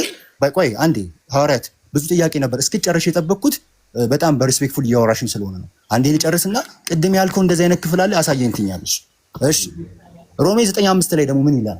ሮሜ ጳውሎስ ደግሞ ኢየሱስ ክርስቶስ በደማስቆ ላይ የተገለጠለት ፊት ለፊት ኢየሱስን ያወራው ሰውዬ ምን ብሎናል? ስለ ኢየሱስ ክርስቶስን ካለን ሮሜ 9:5 ላይ እንደዚህ ይላል፣ አባትነት ለእርሱ ናቸውና ከእነርሱ ክርስቶስ በስጋ መጣ፣ እርሱም ከሁሉ በላይ ኢየሱስን ከሁሉ በላይ እሺ ሆኖ ለዘላለም የተባረከ አምላክ ነው ብሎታል። አያችሁ፣ አንድ ሐዋርያው በጣም ቅርብ ለደረቱ ቅርብ የተባለ ዮሐንስ አምላክ ነው ብሎናል። ኢብራሂም ላይ ደግሞ ምንድነው አብ ራሱ ኢየሱስን አምላክ ብሎታል። እሺ ሮሜ 9 ላይ ደግሞ ምን ብሎታል? ክርስቶስ ኢየሱስ አምላክ የተባረከ ተስፋችን አምላክ ነው ብሎታል። በስጋ የመጣ ነው። ቆይ አልጨረስኩም፣ እባክሽ አንዴ እስኪጨርስ ጠብቂ። በስጋ የመጣ ነው፣ እርሱም ከሁሉ በላይ ነው፣ ለዘላለም የተባረከ አምላክ ነው ብሎታል። ሌላስ ማን ብሎታል? ይሄው ዮሐንስ በመልእክቱ ደግሞ በአንደኛ መልእክቱ በምዕራፍ 5 ቁጥር 20 ላይ እንደዚህ ብሎታል፣ የእግዚአብሔር ልጅ እንደመጣ እውነተኛ የሆነውን እናውቅ ዘንድ ልቡና እንደሰጠን እናውቃለን። እውነተኛም ለሆነው ለእርሱ አለን። እርሱ ማን ነው? ልጁ ኢየሱስ ክርስቶስ ነው። እርሱ ማን ነው አለን? እውነተኛ አምላክና የዘላለም ሕይወት ነው። እሺ ሕይወትም ከሱ እንደሚገኝ የሕይወትም ምንጭ እሱ እንደሆነ የዘላለም እውነተኛ አምላክ እንደሆነ ይነግረናል። ጨምሮስ ጳውሎስ ደገመልን። በማን? በቲቶ ምዕራፍ 2 ላይ ከቁጥር 12-13 ጀምሮ እንደዚህ የሚል ይነግራል። ይህም ጸጋ ኃጢአተኝነትና ዓለማዊ ምኞትን ክደን የተባረከው ተስፋችንን እርሱ ማን ነው? እርሱ የታላቁ የአምላካችን የመድኃኒታችን የኢየሱስ ክርስቶስ ክብር መገለጥ እንጠባበቃለን። ማን ተባለ? ታላቅ ተብሏል። ምን ተብሏል? አምላክ ተብሏል። ምን ተብሏል? መድኃኒት ተብሏል። አያችሁ፣ መድኃኒት አምላክ ታላቅ የተባለው ማን ነው? ኢየሱስ ክርስቶስ ተብሏል። ሌላ አስቀጠለና ሌላው ደግሞ ልጨርስ። አንቺ ትይዣቸዋለሽ። አንዴ እባክሽ ጥቅሶቹ እንዳይበዙ ነው። አይበዙም። አንቺ ስታወሪ ረጅም ሰዓት ዝም ብዬ ሰማሁሽ። አንድ ደቂቃ ስጭኝና ላወራ። እኔ በማስረጃ ነው የማወራው። ጥቅስ እየጠቀስኩ ነው። ጥቅሱ ልክ ካልሆነ ጥቅሱን ከፍተሽ ችግር የለውም። ምን ያለው ሁለተኛው ደቀ መዝሙር ምን አለ? ሌላው ደግሞ ቅድም ብያቸዋለሁ። ትራንስፊገሬሽን ላይ ኢየሱስ ክርስቶስ ከ12ቱ ሶስቱን ደቀ መዛሙርት መርጦ ብዙ ጊዜ ይወጣል። አንደኛው ዮሐንስ ብያቸዋለሁ። ሁለተኛው ጴጥሮስ ምን አለ ስለ ኢየሱስ ከተባለ እኛ አሁን መተን የምናወራ ነው ስለ ኢየሱስ። ከእርሱ ጋር እርምጃውን የሚያውቁ ስለ ኢየሱስ የሚያውቁ ሰዎች ምን ብለዋል ካለን ጴጥሮስ በአንደኛ መልእክቱ ምዕራፍ 2 ቁጥር 1 ላይ እንደዚህ የሚል ቃል ተናገረ።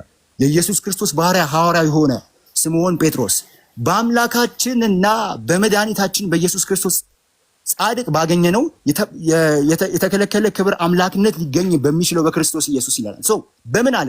በአምላካችንና በመድኃኒታችን ዘሴም ቲንግ ከጳውሎስ ጋር ተመሳሳይ ያለው። ቅድምም ጳውሎስ በአንደኛ ቲቶ ምዕራፍ 2 ላይ እንዳደረን በመድኃኒታችን በታላቁ በአምላካችንና በመድኃኒታችን እንደሚለው ጴጥሮስም ደገመልን። በምን አለ? በአምላካችንና በመድኃኒታችን ብሎ መድኃኒት የሚለው ሐሳብ ምንድነው ካለ ሉቃስ ምዕራፍ 2 ላይ ግልጽ ሆኖ ተነግሮናል። ምን ብሎናል? መልአኩ እንዲህ ሲል ነገራት፣ እነሆ ለሕዝቡ ሁሉ የሚሆን ታላቅ ጻድቅ ይሆናል። መድኃኒት የሚባል መድኃኒት በኢሳይያስ ቆይ ልጨርስልሽ። አንድ ደቂቃ አልቆ አለቀ እኮ እንዴ! በጣም ተደረከው። ቆይ አንዴ ስለ ኢየሱስማ ገና ዘመን ማውራት እንችላለን። ባይዘው ዘመን ላውራ እንችላለን። እኔ ልተንፍስ በመሃል እንዳለብሻችሁ ብዬ ነው። ጫጫታ እናደርገው። አንዴ ልጨርስ። አንድ ደቂቃ ጨምሩና አቆማለሁ። አንድ ደቂቃ አንዴ ቶዝ አንዴ ቆይ አንድ ደቂቃ ሰው አንዴ ቶዝ ታወራለህ። እሺ አንዴ ከታች ኧረ ተረጋጋ ታወራለህ። እሺ ወንድሜ ከታች ምን አለ አንድ ሰው እኔ ከነ ልጄ ረሃብ ተቸገርኩ እና አግዙኝ ይላል። ማን ውለድ አለ? የልጅ የህፃንን ፕሮፋይል አድርጎ ይለምናል። ለማንኛውም ምንድን ነው ቆይ ችግሩ ምንድን ነው? እኔ የሚታነቅ ሰው ማየት ነበረብኝ። መታነቅ ምንም መታነቅ የለም። አሁን ቃል በቃል የምታወሩ ከሆነ መልካም ነው እንጂ እንደዚህ አይነትማ ጋዜጣዊ መግለጫ እየሆነ ነው። በቃ እኔ 4 ኪሎ ፓርላማ ውስጥ ያለውን ይመስለኝ ምንም ትርጉም የለውም። አንድ ሰው ሐሳቡ ይሰጣል፣ እንደገና ሐሳብ ሁለተኛ ትርጉም የለውም። ምንም እዚህ ግባ የሚባል ስብከት ነው። ስለ መጽሐፍ ቅዱስ ከሆነ የሚወራው አንድ ቃል ይወጣል፣ ቃሉ መፈትፈት አለበት። ስለዚህ የሚታነቅ ሰው ማየት ፈልግናው። እሺ ስብከት ሮሜ 9:5 እንይበት አንድ ጥቅስ አወራለሁ ብሏል። አንድ ጊዜ ትሩዝ የረፕሊስ አንድ ጊዜ ቆይ አንድ ደቂቃ ልጨርስ። በእኛ እውቅና እኮ ኢየሱስ እኮ እኛ ፊርማ በማሰባሰብ እኮ ጌታ አይሆንም እኮ አላልኩም እንደዛ ወንድሜ። አንድ ደቂቃ ነው። አንድ ደቂቃ ሁለት ደቂቃ አይደለም፣ ቃልን በመደርደር አይደለም። ቃሉ ይፈተሽ ነው። የተነሱ ቃላቶች አሉ። እሷ ስታወራ ለምን አስቆጣት? ፕሊስ አንድ ጊዜ እንዲያረበህ። አንተም እኮ ዝም ብያለሁ እኮ ብዙ እኮ ዝም ብያለሁ። አሁን እኮ በጣም ምንድነው? ከዚህ በፊት እኮ አውርተሃል እኮ አንተም እኮ አሁን እንደዛ በተና መልስ እየሰጠው ነው አባ እኮ ስትመላለሱ መጣችኋ። እኔ ደግሞ ዝም ብለህ አሁን እሷ ደግሞ መስጣለች፣ እንደገና ትመልሳለህ። ትርጉም የለውም። አንድ ጥቅስ አውጡና አንድ ቃል አውጡና ከመጽሐፍ ቅዱስ እሱ መታይ አለበት እንጂ ጋዜጣዊ መግለጫ ምንድነው ትርጉም? እሺ ሐሰን እንትን ላወራ ነው ብሏል። ከዛ በፊት ትሩዝ ቆይችን ሮሜ 9:5 ላውራትና ሐሰን ትቀጥላለህ። ይቅርታ ትሩዝ ሮሜ 9:5 ለአንድ ጊዜ ቆይ ሐሰን አይገባም ማለት ነው። ተረጋጋ። 2000 ዓመት ሙሉ አምላክ ያለው ነው። ዛሬ አምላክ ልታረገው ፈለግ። ተረጋጋ። ቆይ ትንሽ ቅድም ግን አምላክ ነው ባይዘው አብ ኢየሱስን አምላክ ብሎታል ነው ያለው። አዎ ኮሜንት አድርጌ ነው ለማለት ነው የፈለኩት። ታውቃለህ አብ ለወልድ አምላክ ብሎታል አለን እኮ። ተረጋጋ። ትሩዝ አንድ ጊዜ ሚውት አንሳና ላውራ እንዳትል። ሮሜ 9:5 ላይ ከሁሉ በላይ የሚል አለ። እንደ መጽሐፍ ቅዱስ አስተምሮ ከሁሉ በላይ ማን ነው? እሺ ቆይ ተረጋጊና አንቺ ካወራሽ እኔ እገባለሁ። ሐሰን አይገባም ማለት ነው። እኔና አንቺ ችግር የለም። ምን እናንተ እናወራለን። ሮሜ 9:5 ላይ ሄድና እንደ መጽሐፍ ቅዱስ አስተምሮ ይዋዳምተኝ ይውል አትንቀዥቀዥ፣ ቀስ ብለን እናውራ። ሮሜ 9:5 ላይ ከሁሉ በላይ ለዘላለም የተመሰገነ አምላክ ነው ይላል አይደለም? እንደ መጽሐፍ ቅዱስ አስተምሮ ከሁሉ በላይ ማን ነው? በጣም ጥሩ። ሮሜ 9:5 አውዱን ጨርስና እሱ ምንድናወራ እንደ መጽሐፍ ቅዱስ አስተምሮ ከሁሉ በላይ ማን ነው? ጠቀሽ ሮሜ 9:5 ከሁሉ በላይ ይላልና እንደ መጽሐፍ ቅዱስ አስተምሮ ከሁሉ በላይ ማን ነው? እኮ ሮሜ 9:5 ነው እኮ ነው። ከሁሉ በላይ ነው የሚለው። ከሁሉ በላይ ማን እንደተባለ ላሳይሽ እኮ። እሺ ማን ከሁሉ በላይ ማን ነው? ቆይ እሱ መልስልኝ። እንደ መጽሐፍ ቅዱስ አስተምሮ ማን ነው? ያው ልከፍትልሽ ነው እኮ። ትከፍታለህ። ያው በቃ የጠየቅሽኝ ደግሞ እንደመልስ እድል ስጭኛ። በጣም ጥሩ። እሺ ሮሜ 9:5 አባቶች በእነርሱ ናቸው፣ ክርስቶስን በስጋ ትውልድ አደረጉ፣ የሚቆጠረው ከእርሱ ነው፣ እርሱም ከሁሉ በላይ የሆነ ዘላለም የተመሰገነ አምላክ ነው ይላል። በጣም ጥሩ። ከእንደ መጽሐፍ ቅዱስ አስተምሮ ከሁሉ በላይ የተባለ ማን ነው? በጣም ጥሩ። ቆይ ልመልስልሽ። እሺ አባቶች አብርሃም፣ ይስሐቅ፣ ያዕቆብ ልጆች ማለት ነው። እሱን ተው። አሁን ከሁሉ በላይ የተባለ ማን ነው? ቀጥታ መልስ። ሮሜ 9:5 ነው የጠቀስሽኝ። በሱ ነው መልስልሽ። ታዲያ እንደ መጽሐፍ ቅዱስ አስተምሮ ከሁሉ በላይ የተባለ ማን ነው ነው? እድል ስጪኝ እንደመልስልሽ። ለምንድን ነው አፌ ነው እኮ? ዝም በይ የመለስኩልሽ እኮ እንዴ። አባቶች የተባለው አብርሃም፣ ይስሐቅ፣ ያዕቆብ ልጆች ነው። አምላክ ደግሞ ከሁሉ በላይ የሆነ አምላክ ነው የተባለው። ከሁሉ በላይ የሆነ ለዘላለም የተመሰገነ አምላክ የተባለው እንደ መጽሐፍ ኢየሱስ ነው። ከሁሉ በላይ ማን ነው? ኢየሱስ ነው። እዚህ ጋር አይባልም። መጽሐፍ ቅዱስ አንዱ ካንዱ ለብቻ የሚሆን አይደለም። ይኸውልህ ሮሜ ስፔሲፊክ ችግር የለውም። ስፔሲፊክ ብትጠይቅም ኦል ብትጠይቅም መጽሐፍ ቅዱስ ይኸውልህ ሮሜ ለምን ጠቀሽ ታዲያ? ሮሜ 9:5 ላይ ኢየሱስ ተብሏል። ትሩዝ አዳምጥ። ይኸውልህ መጽሐፍ ቅዱስ ጳውሎስ ከብሉይ ኪዳን ጋር አይጋጭም። ጳውሎስ አይሁዳዊ ነው። አዲስ ኪዳን ከብሉይ ኪዳን አይጋጭም በመለኮታዊ አስተምሮ። መቼም አይጋጭም። አዳምጠኝ ፕሊስ አንድ ጊዜ። ጳውሎስ ስለ መለኮት ሲያስተምር ከብሉይ ኪዳን አንቺ ብቻ ማን ጠያቂ እንዳደረግሽ እኔም ጠይቅሻለሁ። በሕግ አምላክ ሰው እኔም ጠይቅሻለሁ። መለኮታዊ አስተምሮ ላይ ነው ፎከስ አድርገን እያወራን ያለ ነው። ጳውሎስ ስለ መለኮታዊ አስተምሮ ሲያስተምር ከሌሎች ወንጌሎችና ከብሉይ ኪዳን ጋር እየተጋጨ አይደለም። ስለዚህ የጳውሎስን ሐሳብ እንድንረዳ እንደ መጽሐፍ ቅዱስ አስተምሮ ከሁሉ በላይ ማን ነው? ያው እንደ የጳውሎስን መልእክት ስለጠየቅሽ እንደ ሮሜ 9:5 ኢየሱስ ነው። ጳውሎስ ከሌሎች ሐዋርያት ጋር አይጋጭም። በመለኮታዊ አስተምሮ ጳውሎስ ከሌሎች ጋር ተመሳሳይ ነው። አይጋጭም አልኩሽ እኮ። ተጋጭ አልኩ እንዴ? ሮሜ 9:5 ስለወራሽ ኢየሱስ ነው። ካልተጋጨ እንደ መጽሐፍ ቅዱስ አስተምሮ ከሁሉ በላይ ማን ነው? መልስ ሰጠውሽ እኮ ይኸው። መቼ ነው የመለስከኝ? ከሁሉ በላይ አብርሃም ነው። ከሁሉ በላይ የሆነ አምላክ አብርሃም ነው። እንደ መጽሐፍ ቅዱስ ያለው ኢየሱስ የሚለው ቃል ይከብድሻል እንዴ?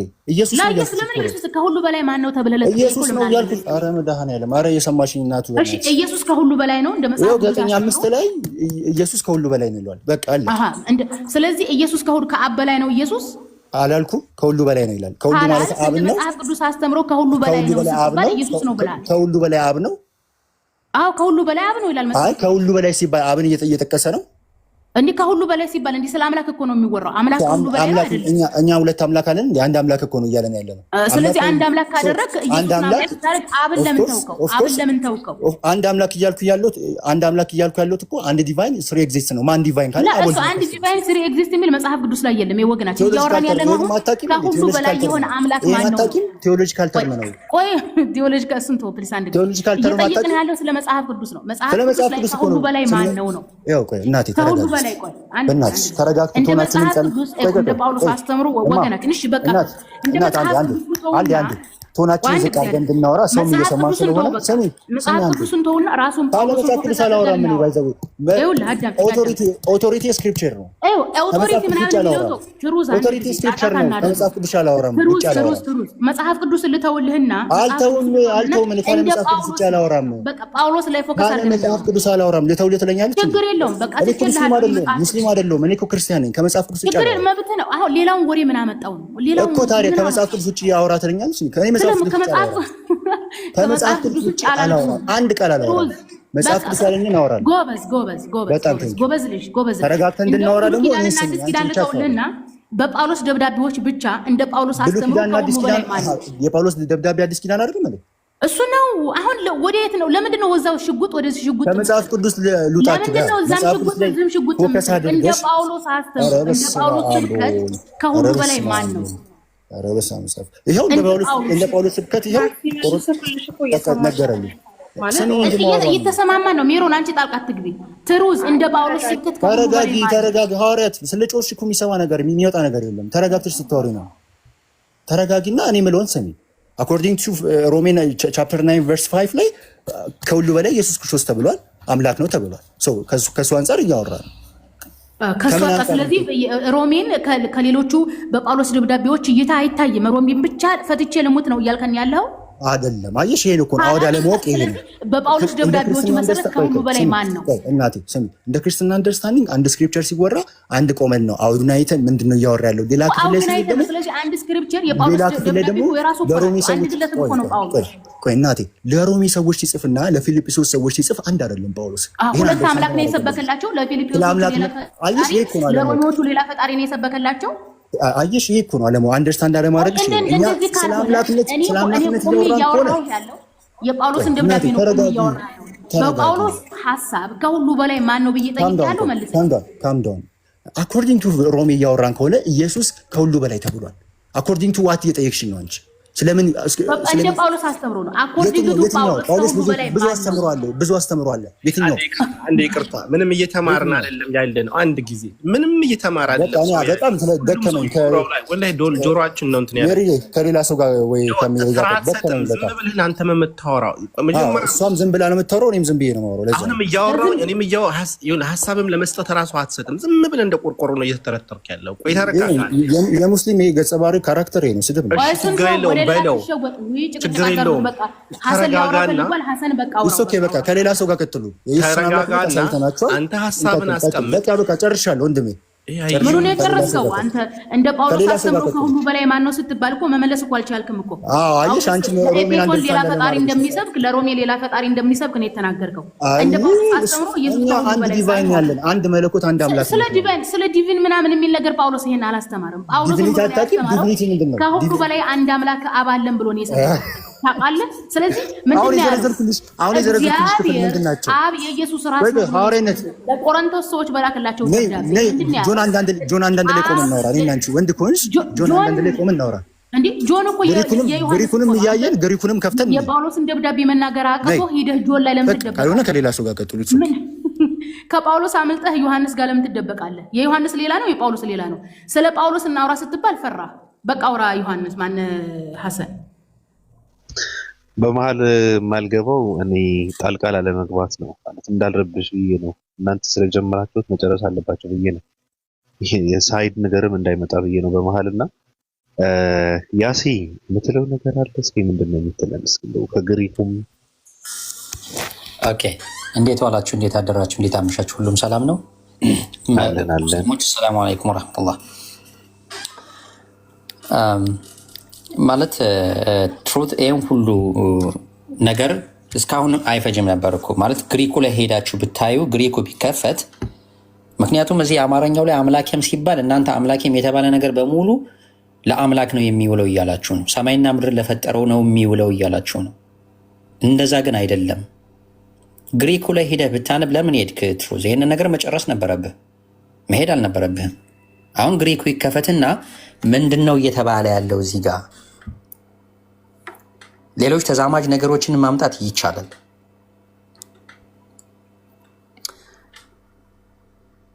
ዮሐንስ ወንጌል ምዕራፍ 20 ቁጥር 28 ላይ ትሩዝ ባትሄድ መልካም ነው። ውይይትን መጨረስ ነበረብህ። ኩሪዮስ ብሎ ነው ያስቀመጠው፣ ጌታ የሚለውን ማለት ነው። ጌታ የሚለው ላይ ላሳይክ። ዮሐንስ ወንጌል ምዕራፍ 20 ቁጥር 28 ላይ ጌታ የሚለውን እንግሊዘኛው ላይ ካፒታል ሌተር ኤልን ተጠቅሞ እነዚህን ሶስቱን ፊደሎች ስሞል ሌተር ነው የተጠቀመው። ግሪኩ ላይ ኩሪዮስ ነው የሚለው። ኦኬ አሁን ይህንን ኩሪዮስ የሚለውን መጠን እዚህ ስትሮንግ ነምበሩ ላይ ስንገባ ምን ለማለት ተፈልጎ ነው ብለን ስንል ካፒታል ሌተር ጂኦዲንም ተጠቅሞ ሊመጣ ይችላል። ሎርድ የሚለውን ተጠቅሞ ሊመጣ ይችላል። ማስተርስ የሚለውን ተጠቅሞ ሊመጣ ይችላል። ሰር የሚለውን ተጠቅሞ ሊመጣ ይችላል። እንደየ ቦታው እዚህ ላይ የተጠቀመው ምን ለማለት ነው? ለኢየሱስ ነው። እሺ ለኢየሱስ ነው ቢባል እንኳን ጌታ የሚለው ለኢየሱስ ነው ቢባል እንኳን አዎ ኢየሱስ ጌታ ነው። ምንድን ነው ችግሩ? የኢየሱስ ጌትነት ምክንያቱም በእግዚአብሔር የተደረገ ስለሆነ ጌታም ክርስቶስም አደረገው ይላል። ስልጣን ነው የሰጠው። ማስተር ነው በዘመኑ ማለት ነው። አውቶሪቲ ያለው ሱፐርም አውቶሪቲ ነው ኢየሱስ በዛ ጊዜ ማለት ነው። ስልጣን ተሰጥቶታል። ማን ነው የሰጠው? እግዚአብሔር ነው የሰጠው፣ የፈጠረው፣ ከድንግል እንዲወለድ ያደረገው። ኦኬ ስለዚህ ጌታ የሚለውን ነገር አያጣላም። አሁን አምላክ የሚለው ነው ችግር የተፈጠረው። እዚህ ላይ ቴዎስ ብሎ ያለው ላይ ግሪኩ ላይ እንግሊዘኛው ላይ ካፒታል ሌተር ጂኦዲ አድርጎ አምላክ ያለውን ነው። ይሄ ካፒታል ሌተርን ተጠቅሞ ጂኦዲ ሲሆን ለኢየሱስ ነው ወይስ አይደለም የሚለውን ስናይ መሆንና ለመሆኑን እንይ። እዚህ ስትሮንግ ነምበሩ ላይ ተጭነን ስንገባ ምንድን ነው የሚያስተምረው? እዚህ ጋር በደንብ አድርጌ አስምሬ ይዤልሃለሁኝ። ለእነዚህ ነገሮች ሊጠቀምበት ይችላል። ቴዎስ የሚለውን ካፒታል ሌተር ጂኦዲ ይጻፋል። ስሞል ሌተርም ጂኦዲ ሆኖ ይመጣል። የሚመጣበት አጋጣሚ አለ። ጎድሊም ሆኖ የሚመጣለ፣ ዲቫይንሊ ብሎ የሚመጣለ። ግን ዞሮ ዞሮ እዚህ ላይ ነው ማየት ያለብን። ቴዎስ የሚለው ቃል የግሪኩ ቃል አምላክ ተብሎ አማርኛ ላይ የተጻፈው አናውን ኦሪጂን ነው የሚለው። ይሄ ቴዎስ የሚለው አናውን ነው ኦሪጂኑ። ኦኬ እሺ ፕሮፐርሊ አለ ጋድ ካፒታል ሌተር ጂኦዲ ሆኖ ከመጣ ምንድን ነው የሚሆነው? the creator and owner of all things የሁሉም አይነት ፈጣሪና ባለቤት ሆኖ ነው የሚመጣው። ታዲያ ኢየሱስ የሁሉም አይነት ፈጣሪና ባለቤት ነው ልትሉ ነው? አይሆንም። እሱ ራሱ ፍጡር ስለሆነ ከድንግል ማርያም ተጸንሶ የተወለደ ነው። እንዴት ነው እሱን አምላክ ነው ይሄ ካፒታል ሌተር ጂኦዲን አምላክ ነው ብላችሁ የምትሉ? እሱ ነው ካላችሁ the creator and owner of all things አለ። ኢየሱስ ደግሞ ይሄ ሊሆን አይችልም። የማይሆንበት ትልቁ ምክንያት እሱ ራሱ በኢየሱስ አንደበት ከተናገረው ንግግር ማለት ነው። እንግዲህ በተሰቀለ ጊዜ ይህን ነገር ተናግሯል ትላላችሁ። በ9 ሰዓትም ኢየሱስ ኤሎሄ ኤሎሄ ለማ ሰበቅተኒ ብሎ በታላቅ ድምፅ ጮኸ አለ። ይህም አምላኬ አምላኬ ስለምን ተውኸኝ ማለት ነው። ይሄ አምላኬ አምላክ የሚለው ምንድን ነው? እንግሊዝኛው ላይ የተጻፈው ወይም ግሪኩ ላይ ሂደን ለምን አናይም? ማቴዎስ ወንጌል ምዕራፍ 27 ቁጥር 46 ላይ ማቴዎስ ወንጌል ምዕራፍ 27 ኢየሱስ እንግዲህ አምላኬ ብሎ እንደተማጸነ ይናገራል። 27:46 ላይ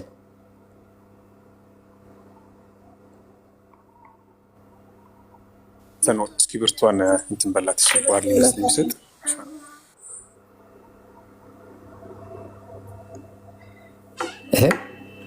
ኤላይ ኤላይ ብሎ ነው የተጻፈው። ትርጓሜውም ጋድ ካፒታል ሌተር ጂኦዲ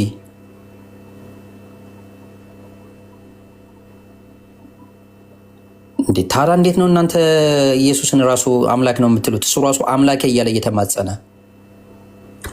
እዚህ ላይ ያሳየሁት ጋድ የተባለው ቴዎስ የተባለው the creator and owner of all things ሁሉንም የፈጠረ ያ የፈጠረውም የሁሉም ነገር ባለቤት ብሎ ማለት ነው። ኢየሱስ ታዲያ ማንን ነው እዚህ ጋር አምላክ እያለ እየተማጸነ ያለው? ያን ሁሉ ነገር የፈጠረውና የሁሉም ነገር ባለቤትን ነው ወይስ ራሱን ነው አምላክ እያለ ያለው? ግሪኩ ላይ ሂዱና አንብቡ። ለነዚህ ለእያንዳንዱ ነገር ራሱ ሌሎች ተዛማጅ ጥቅሶችን ማምጣት ይቻላል። ሐሰን ይቅርታ ተወጣ ማለት ነው። ሮሜ 9:5ንና እዛ ቅድም አብ ኢየሱስን አምላክነቱን መስኩራል ያለበትን አሳይልን። ዕብራውያን ምዕራፍ 1 ቁጥር 10 ላይ አብ ኢየሱስን አምላክ ያላለው እስኪ ያሳየን አንድ ጊዜ ጥቅሱን። ሮሜ 9:5 እሺ ቆይ ሮሜ 9:5 ላይ ከመጣ ሮሜ 9 ከላይ ቶፒኩ ምን ይላል? ምናልባት ቶፒክ ካለው የምትጠቀመው መጽሐፍ ያንተ የእግዚአብሔር ሉዓላዊነት ምርጫ ነው የሚለው። አይዋ በጣም ጥሩ። የእግዚአብሔር ሉዓላዊነት ምርጫ ነው የሚለው። እግዚአብሔር እንደሚመርጥ ነው የሚያሳየው ቶፒኩ ራሱ ማለት ነው። ለዚህም ነው በተደጋጋሚ መጽሐፍ ቅዱስን ስናነብ በቋንቋ የተጻፉ መጽሐፎችን ስናነብ የትኛውን መጽሐፍ ስናነብ ከላይ ቶፒክ አለ። ቶፒክ ርዕስ ማለት ነው። የተሰጠው ርዕስ ስለዛ ስለ ርዕሱ እንደሚያወራ ማወቅ አለብን። አንደኛ ነገር። ሁለተኛ ነገር ስርዓተ ነጥቡም ራሱ የራሱ ምን አለው መልእክት አለው።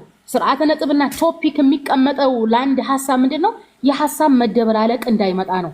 በመሆኑም ሮሜ 9:5 ምዕራፉ የሚያወራው ስለምንድነው? እግዚአብሔር እንደሚመርጥ ነው። እግዚአብሔር ማንን ነው የሚመርጠው? እስራኤላውያኖችን ይመርጣል። ምንድነው የሚለው? እየመረጠ ምን ያደርጋል? ሮሜ 9:4 ነው። የቱ ጋር ነው?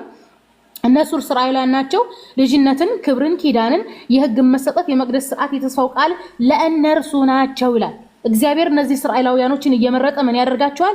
ልጅ ያደርጋቸዋል፣ ኪዳን ይሰጣቸዋል፣ ሕግን ይሰጣቸዋል ይላል። ክርስቶስን ምን አለ? ከእነሱ ነው ይላል። ከነማ? እነዚህ ልጅነት ከሚሰጣቸው፣ ክብር ከሚሰጣቸው፣ ኪዳን ከሚሰጣቸው፣ ሕግና ስርዓት ከሚሰጣቸው ተመርጦ የመጣ ነው ማ ኢየሱስ ክርስቶስ። በምን? በተስፋ ቃል። ኢየሱስ ምንድነው? የተስፋ ቃል እንደሆነ ነው ሮሜ 9:5 የሚያስተምረን አንደኛ። ሁለተኛ ልጅነት። አሁን ለምሳሌ ኢየሱስ ክርስቶስ የእግዚአብሔር ልጅ ይባላል አይደለም? የእግዚአብሔር ልጅ የሚባል ይሄ የሚሰጥ ነው። የሚገርማችሁ ነገር ስልጣን ነው። አያችሁ። ስለዚህ ሮሜ 9:5 በጣም የሚገርመኝ መልእክት ነው። ከላይ ጀምራችሁ ነው የምታነቡት። 7 እና 8 ስታነቡት ራሱ ምንድነው የሚለው? 8 ስለ ተስፋ ቃል ነው የሚያወራው። ኢየሱስ ክርስቶስ የተስፋ ቃል እንደሆነ እግዚአብሔርም ኢየሱስን ከእስራኤላውያን እንዳመጣቸው ነው የሚናገረው። እና ሮሜ 9:5ን ሁልጊዜ ነጥለው ነው የሚያመጡት ወገኖቻችን። ይህ ስህተት ነው። ሮሜ 9 ጋር ስንሄድ አንድ ጀምረን ነው ማንበብ ያለብን አንደኛ። ሁለተኛ ሮሜ 9:5 ላይ ምንድነው የሚለው? ከሁሉ በላይ ለዘላለም የተባረከ አምላክ ሲባል ከሁሉ በላይ እንደ መጽሐፍ ቅዱስ አስተምሮ እግዚአብሔር ነው፣ አብ ነው እንጂ ኢየሱስ ከሁሉ በላይ አይደለም። ራሱ ኢየሱስ ክርስቶስ ምን ብሎ በራሱ ላይ መስክሯል? የሰጠኝ አባቴ ከሁሉ ይበልጣል፣ ብትወዱኝስ አብ ከኔ ይበልጣል ብሎ መስክሯል። አስባችሁታል? አብ ይበልጣል ነው ያለው። ሲቀጥል ደግሞ ሮሜ የጳውሎስ ደብዳቤ ነው። ጳውሎስ ምን ብሎ ነው ያስተማረው? ለቆሮንቶሶች በላክላቸው ደብዳቤ ምዕራፍ 11 አይ ቲንክ አንቀጽ 3 ላይ ምንድነው ያለው? እግዚአብሔር አብ የክርስቶስ ራስ ነው ይላል። አስባችሁታል? ስለዚህ ጳውሎስ ምን ብሎ ነው ያስተማረው? አብ ከኢየሱስ ይበልጣል ብሎ ነው ያስተማረው። አብ ከኢየሱስ ከበለጠ እንዴት ብሎ ነው ኢየሱስ ከሁሉ በላይ የሚሆነው? ይሄን ብቻም ሳይሆን ለዘላለም የተመሰገነ አምላክ ነው ይላል። የአብ የእግዚአብሔር አምላክነት ዘላለማዊ ነው። ኢየሱስ ደግሞ ዘላለማዊ አምላክ አይደለም። ኢቭን ዘላለም የሚለው ከኢየሱስ ጋር አይሄድም። አንደኛ ኢየሱስ ካለመኖር ወደ መኖር የመጣ ነው። ከዛሬ 2000 ዓመት በፊት የተወለደ ነው። ኦኬ። ስለዚህ እግዚአብሔር ደግሞ ከዛሬ 2000 ዓመት በፊት የተወለደ ሳይሆን ከጥንት ጀምሮ የነበረ ነው። በዚህ ሂሳብ ዕብራውያን ምዕራፍ 1 ላይ እንሄድና አንቀጽ 10 ላይ ያለው ምንድነው የሚለው? ይሄ ስለ ልጁ ግን አምላክ የሚለው አንደኛ በስነ ስርዓት በስርዓት ነጥብ ነው የተቀመጠው። ኮት ነው የተደረገው። ኮቴሽን ማርክ ወይም በአማርኛ ይሄ ትምህርተ ጥቅስ የሚባለው የሚያገለግለው ሐሳቡ ከሌላ ቦታ የመጣ እንደሆነ ለማሳየት ነው። ስለዚህ ዕብራውያን ምዕራፍ 1 አንቀጽ 10 ላይ ያለው ከእንትን የመጣ ነው፣ ከመዝሙረ ዳዊት ኮት የተደረገ ነው። ሐሳቡ የሌላ እንደሆነ መጽሐፍ ቅዱስ በስነ ስርዓቱ አስቀምጧል። ስለዚህ ስለ ልጁ ግን ይልና አምላክ ሆይ ዙፋንህ ከዘላለም ነው ይላል። ልብ በሉ፣ ዙፋንህ ከዘላለም ነው። እንደ መጽሐፍ ቅዱስ አስተምሮ ከዘላለም የነበረው ዙፋን የእግዚአብሔር እንጂ የኢየሱስ ዙፋን ከዘላለም አልነበረም። አንደኛ የኢየሱስ ዙፋን የተፈጠረ ነው። ማን የፈጠረለት? እግዚአብሔር።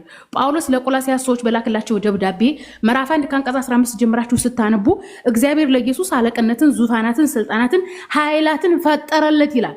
ስለዚህ የኢየሱስ ስልጣን የኢየሱስ ዙፋን ምንድነው? የተፈጠረ ነው። ለማን የተፈጠረው? ለአዲስ ኪዳን። ስለዚህ ኢየሱስ አንደኛ ዘላለማዊ ዙፋን የለውም፣ ሁለተኛ ኢየሱስ ዘላለማዊ አምላክ አይደለም። ስለዚህ ዕብራውያን ምዕራፍ 1 ቁጥር 10 ላይ ያለው ምንድነው? ለዘላለም የነበረ አምላክ ዙፋኑ ለዘላለም የነበረ ነው። ኢየሱስ በምድርና በሰማይ ስልጣን ተሰጠኝ ነው የሚለው። ስልጣን ብሎ ማለት ዙፋን ብሎ ማለት ስልጣን ነው። ስለዚህ ዕብራውያን ምዕራፍ 1 አንቀጽ 10 ላይ ያለው ስለ ልጁ ግን አምላክ ሆይ ዙፋን ከዘላለም ነው የሚለው ስለ እግዚአብሔር ነው እንጂ የሚያወራው ስለ ኢየሱስ አይደለም። ስለ ኢየሱስ ነው የሚል ኢየሱስ ዘላለማዊ መሆኑን ማሳየት ግድ ይላቸዋል። የኢየሱስ ዙፋን ዘላለማዊ መሆኑን ማሳየት ግድ ይላቸዋል ማለት ነው። የኢየሱስ ዙፋን ዘላለማዊ አይደለም። 8 ላይ ነው 8 ላይ ነው። አሁን ኮሜንት አላነበብኩም ምናለው እዛ ነው 8 ላይ ነው። ይገባችኋል። ይሄ ስለ ልጁ ግን ብሎ አምላክ ሆይ ዙፋን ከዘላለም ነው የሚለው ለኢየሱስ አይደለም። ምክንያቱም የኢየሱስ ዙፋን ዘላለማዊ ስላልሆነ ማለት ነው። አሁን እንግሊዘኛው ላይ እንኳን ስትሄዱ ትንሽ አሻሚ ቃላት ሊኖር ይችላል። ነገር ግን አማርኛው መጽሐፍ ቅዱስ በጣም ምርጥ ነው። ምንድነው? ብቸኛው አምላክ ማን እንደሆነ በግልጽ ነው የሚያስተምራችሁ መጽሐፍ ቅዱስ ማለት ነው። እግዚአብሔር ብሎ ነው የሚጠቀሙ፣ አብ ብሎ ነው የሚጠቀሙ። ኦኬ፣ እግዚአብሔር አብ ብሎ ነው የሚጠቀሙ። ስለዚህ አማርኛው መጽሐፍ ቅዱስ ላይ እግዚአብሔር አብ የተባለው ነው ብቸኛ አምላክ፣ ዘላለማዊ አምላክ ነው። አይ ኢየሱስ አምላክ ነው ካላችሁ ኢየሱስ እግዚአብሔር ወልድ የተባለበትን ማሳየት ግድ ይላቸዋል። እግዚአብሔር ወልድ የሚል ካላሳዩ እንደ መጽሐፍ ቅዱስ አስተምሮ ብቸኛው እግዚአብሔር ማን ነው? አብ ነው። ሐዋርያትም የእግዚአብሔርነትን እውቅና ያሰጡት ለማን ነው? ለአብ ብቻና ብቻ ነው። ወይም በእንግሊዘኛው ይሄ ጋድ ፋዘር፣ ጋድ ሆሊ ስፒሪት፣ ጋድ ዘ ሰን የሚለው አለ አይደለም? እንደዛ ነው የሚሉት ትሪኒቲን በእንግሊዘኛ ሲያብራሩ። መጽሐፍ ቅዱስ ላይ ስትሄዱ በእንግሊዘኛውም ሆነ በአማርኛው ይሄ ጋድ ዘ ፋዘር ከሚለው ውጪ ጋድ ዘ ሆሊ ስፒሪት፣ ጋድ ዘ ሰን የሚል ነገር የለም መጽሐፍ ቅዱስ ላይ። ባቢሊተኛ ነው እያሉ ነው። እሺ በቃ ቆላስይስ 1:16 ሜሮኒ አንድ ጊዜ ሐሰን እዛው ሳይዘጋው አንድ ነገር ላሳያችሁ ብዬ ነው። ሮሜ 9:5 ላይ ከምን ጋር እንደምታገናኙት ማለት ነው። አንድ ጊዜ ሐሰን ላስቸግር። ሮሜ 9:5 ላይ ሐሰን እሺ አቤት። ሮሜ 9:5 ሮሜ 9:5 ላይ ባቢ ዝጋ ተመልከተውና አሁን የሚጠቀሙበት ወርድ ማለት ነው ምንድነው? አባቶቻችንም ለእርሱ ናቸውና ከነርሱም ክርስቶስን በስጋ መጣ፣ እርሱም ከሁሉም በላይ ሆኖ ለዘላለም የተባረከ አምላክ ነው ይላል። አሁን እዚህ ጋር እርሱ የተባለው ለኢየሱስ ክርስቶስ ብለው ነው የሚሰጡትና እርሱ ከሁሉም በላይ ሆኖ ለዘላለም የተባረከ አምላክ ነው ይላል። አንድ ጊዜ እርሱ የተባለው ለኢየሱስ ክርስቶስ ከሆነ እዛ ጋም ደግሞ ለያዕቆብ ነው ማለት አለባቸውና ትንቢተ ኢሳይያስ 10:16 ላይ ሐሰን ባቢ እዚህ ጋር በጣም ይኸው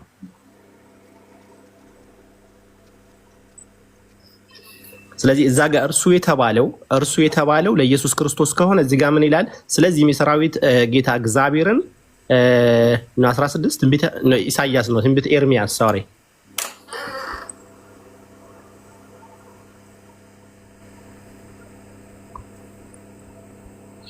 ትንቢተ ኤርሚያስ 10:16 ምንድነው የሚለው እዚህ ጋር? ያዕቆብም እድል ፈንታው እንደነዚህ አይደለምና እርሱም የሁሉም ፈጣሪ ነው ይላል። አሁን እዚህ ጋር እርሱ የገባው ያኛው ቅድም ያሳየኋቸው ሮሜ ላይ እርሱ የተባለው ለኢየሱስ ክርስቶስ ከሆነ እዚህ ጋርም ደግሞ እርሱ የሁሉም ፈጣሪ ነው። ማን ነው ማለት ነው? ያዕቆብ ነው ማለት ነው። ስለዚህ እዛ ጋር ሮሜ ያለው እሱ የተባለው ለኢየሱስ ክርስቶስ የሰጡትና አምላክ ያረጉት ከሆነ እዚህ ጋርም ደግሞ እርሱ የሁሉም ፈጣሪ ነው። ማን ነው? ያዕቆብ ማለት ነው። ስለዚህ ያዕቆብን ፈጣሪ ነው ሊሆን ነው ማለት ነው። ስለዚህ እርሱ የተባለውን አንድ አምላክ ነው እንጂ እዚህ ጋርም ለያዕቆብ አይደለም። እዛ ጋርም ደግሞ እርሱ የተባለው ለኢየሱስ ክርስቶስ ሳይሆን ከሁሉም በላይ የሆነውን አንድ አምላክ ነው የሚያሳየው። እዛ ጋር ሮሜ ላይ ያለው ደግሞ ለኢየሱስ ክርስቶስ የሚሰጡት ከሆነ ያዕቆብም እድል ፈንታውን እንደዛ አይደለም እርሱም የሁሉም ፈጣሪ ነውና ይላል። ሁለቱም እርሱ የሚል ቃል እጫወታለሁ ካሉ ሮሜም ላይ ያለው ለኢየሱስ ከሆነ እዚህ ጋርም ያዕቆብ ነው የሚሆነው ማለት ነው። ሁለቱም ማስታረቅ አይችሉ መቼም እና ሁለቱም ቦታ እርሱ የተባለው ማን ነው የሚያሳየው? ሮሜም ላይ እሱ የተባለውን አንድ አምላክ ወይም ከሁሉም በላይ የሆነ አምላክ ነው የሚያሳየው። እዚህ ጋርም ደግሞ እርሱ የተባለው ያዕቆብን ሳይሆን አንድ ምድርና ሰማይ የፈጠረ ፈጣሪ ነው የሚያሳየው ማለት ነው። ጨርሻለሁ። እናመሰግናለን። በቃ የመጨረሻ ንግግር ላንተ አድርግና እንተኛ። አይ አልናገርም። እኔ ደስ የገቡ ያልተናገሩ ሰላም እያሉ ነው እና እኔ ራሴን አጠፋለሁ። ጓል መቀሌ ሰለመች የሚሉ ሰዎች አየሁ ልበል። እንዴት ነው ነገሩ? እኔም እያየሁ ነው። ኮመንት ላይ አብዳ ነው ወይስ ምን ሆና ነው? ሰክራ ነው? እንደዛ አይሆንም። ስካር ነው። ይሁድ ስለሆነ ስካር ነው ብዬ ነው። እሷ ጋር ጨልጣ ነው። ብትሰልምስ ምን ትላለህ? ብትሰልምስ? ኧረ እኔ ምንም አልልም። ይመቻል። እኔ ምን እላለሁ? እስኪ አብረን እናያለን። በሚቀጥለው ስናገኛት እንጠይቃለን። እኔ የምናፍቀው ግን ጓል መቀሌ ከሰለመች ያው ሂጃቡን የመልበሰው ነገር እኔ እጠብቃለሁ። እንዴት አድርጋ እንደምትለብሰው አላውቅም። ኢንሻአላህ አላህ ጽናቱን ይሰጣታል። ትማራለች። ለመስጊድ እህቶች ብዙ እህቶች አሉ የሚያስተምሯት። አላህ ሀገራችን ሌሎች ጋር ተጨባበጥና እንለያይ። ሜሮን ጋር ነው የሚጨባበጠው። ሜሮን ባለቤት አደረግኳት እኮ ስልጣን ሰጠዋት ምናምን። ትዕግስት በቃ ጸባይዋ ተቀየረ። እንደዚህ ከሆነ በቃ አደከሙኝ። ሲያደክሙ እኮ በቃ ዝም ትላለህ። አንዳንዴ ደክመሽ አይደለም ያንቁሻል እኮ በነገርሽ ላይ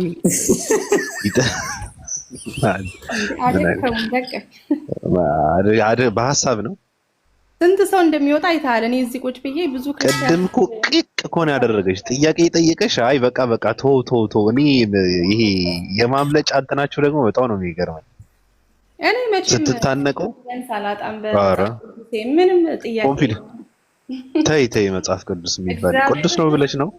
ቅዱስ ነው ብለሽ ነው መጽሐፍ ቅዱስ የሚባለው? አዎ ቅዱስ ህይወቴን የቀየረው ከምንድን ነው? ህይወትሽን የቀየረው እግዚአብሔርን እንዳውቀው አድርጎኛል።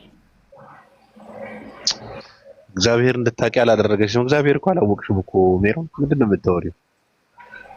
ገና እኮ ነሽ። አውቀነዋል። እግዚአብሔር ወደ እውነቱ ያራችኋል ብሎናል። እንግዲህ እየመራን ነው። እንግዲህ ክርስቲያን የምንል ሰዎች በመንፈስ ቅዱስ ምሪት ነው የምንኖረው ህይወታችንን። ስለዚህ አንቺን ነው መንፈስ ቅዱስ የሚመራሽ? አንቺን ነው መንፈስ ቅዱስ የሚመራው? አዎ እሺ ማለት እምቢ ማለት መብት አለኝ። ግን ኦፍ ኮርስ መንፈስ ቅዱስ ነው የሚመራኝ ህይወቴ ላይ ማድረግ ያለብኝ። መንፈስ ቅዱስ ማለት ደግሞ እግዚአብሔር ማለት ነው አይደል? አዎ በቃሉ የተገለጠ ማለት ነው። ሰው ስለዚህ ራሱ ይግለጥልና ታዲያ ለምን እንደክማለን? ስብከቱ ለምን አስፈልገን? አንድ ምላችሁ ነገር መጽሐፍ ቅዱስን ለክርክር ሳይሆን ለመረዳት አንብቡ። መጽሐፍ ቅዱስ እኮ የተምታታ ነው። መጽሐፍ ቅዱስ የሚላተም ነው። መጽሐፍ ቅዱስ ውዥንብር ነው። መጽሐፍ ቅዱስ ሶስት ሀሳብ በአንድ ገጽ ነው። መጽሐፍ ቅዱስ ቅዱስ አይደለም። መጽሐፍ ቅዱስ የእግዚአብሔርም የሰውም ቃል ነው። ስንቴ እንናገራለን። የሚገርም አይሁዳውያን ራሱ አይገባቸውም ነበር እኮ። ፈሪሳውያንን እኮ እውሮች የሚላቸው እኮ ይሄን እያነበቡ አይገባቸውም ነበረ። ቃሉን እያነበቡ ምን እያነበቡ ነበረ እንዴ? መጽሐፉ ነበረ አይገባቸውም ነበረ መጽሐፉ። የሙሴ ሕግ አላቸው አይደል? ቶራ ምናምን ነበራቸው ነበረ መጽሐፉ። ይሄንን እያነበቡ ስትይቁ እኛ ጋር ያለ መጽሐፍ ቅዱስ አልነበረም ያስተምራቸው የነበረው አይደል እንዴ? አዲስ ነገር አምጥቷቸው አላስተማረም። አይ ግድ የለም አይገባቸውም ነበር ይላል። ምክንያቱም አንቺ ነው የገባሽ፣ አንቺ ነው የገባሽ። ተርጉመሽ አስተርጉመሽ አንቺ ገባሽ አይደል? አዎ ቃሉ ይዘራል። ይኸውልህ በመሬት ላይ ሲዘራ ቃሉ አንዳንዱ አይገባውም ይላል። አንዳንዱ ድንጋይ ይሆናል ልቡ። ገባ? ሰው የልብህ እንትን ይወስናል። አንዳንዱ መልካም መሬት ነው። መልካም መሬት ከሆነ ቃሉ መጥቶ ይጣበቅብሃል፣ ህይወትህን ይቀይራል። አንዳንዱ ደግሞ በቃ ልጠብቀው አይጣበቅብኝ። እንደዛ ከሆነ ራሱ ይጣበቅብኝ፣ የራሱ ጉዳይ። በቃ እኔ ዝም ብዬ እጠብቃለሁ። ቃሉ መጥቶ እስኪጣበቅብኝ ድረስ እጠብቀዋለሁ። ሜሮን ኢየሱስ እግዚአብሔር ነው ብለሽ ታምኛለሽ?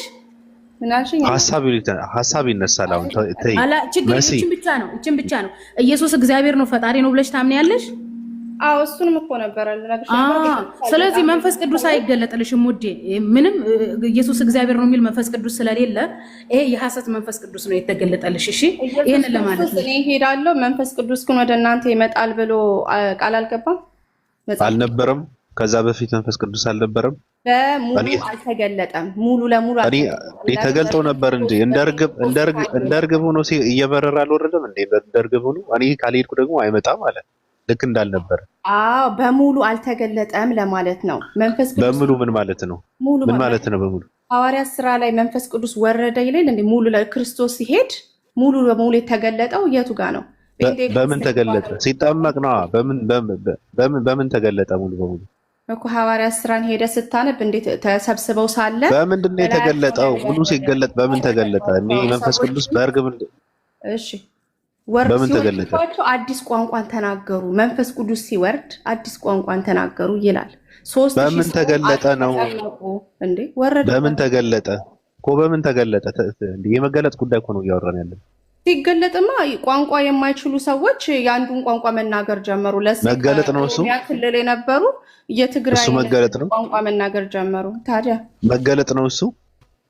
በሱ ምክንያት 3000 ሰዎች ተጠመቁ ይላል። ምክንያቱም አምር መሆን አለበት ይላሉ። ባይዘወይ ሜሪ አልመሸም፣ ሜሪ አልመሸም።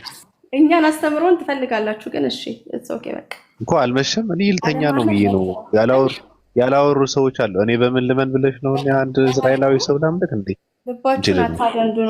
ለመረዳት አንብቡት መጽሐፍ ቅዱስን፣ ህይወታችሁን ይቀይራል ነው የምለው። ሌላ ነገር አለ። መንፈስ ቅዱስ ይደርብን እንድንረዳው። እኛ ልባችን ስላደነደን አይደለም።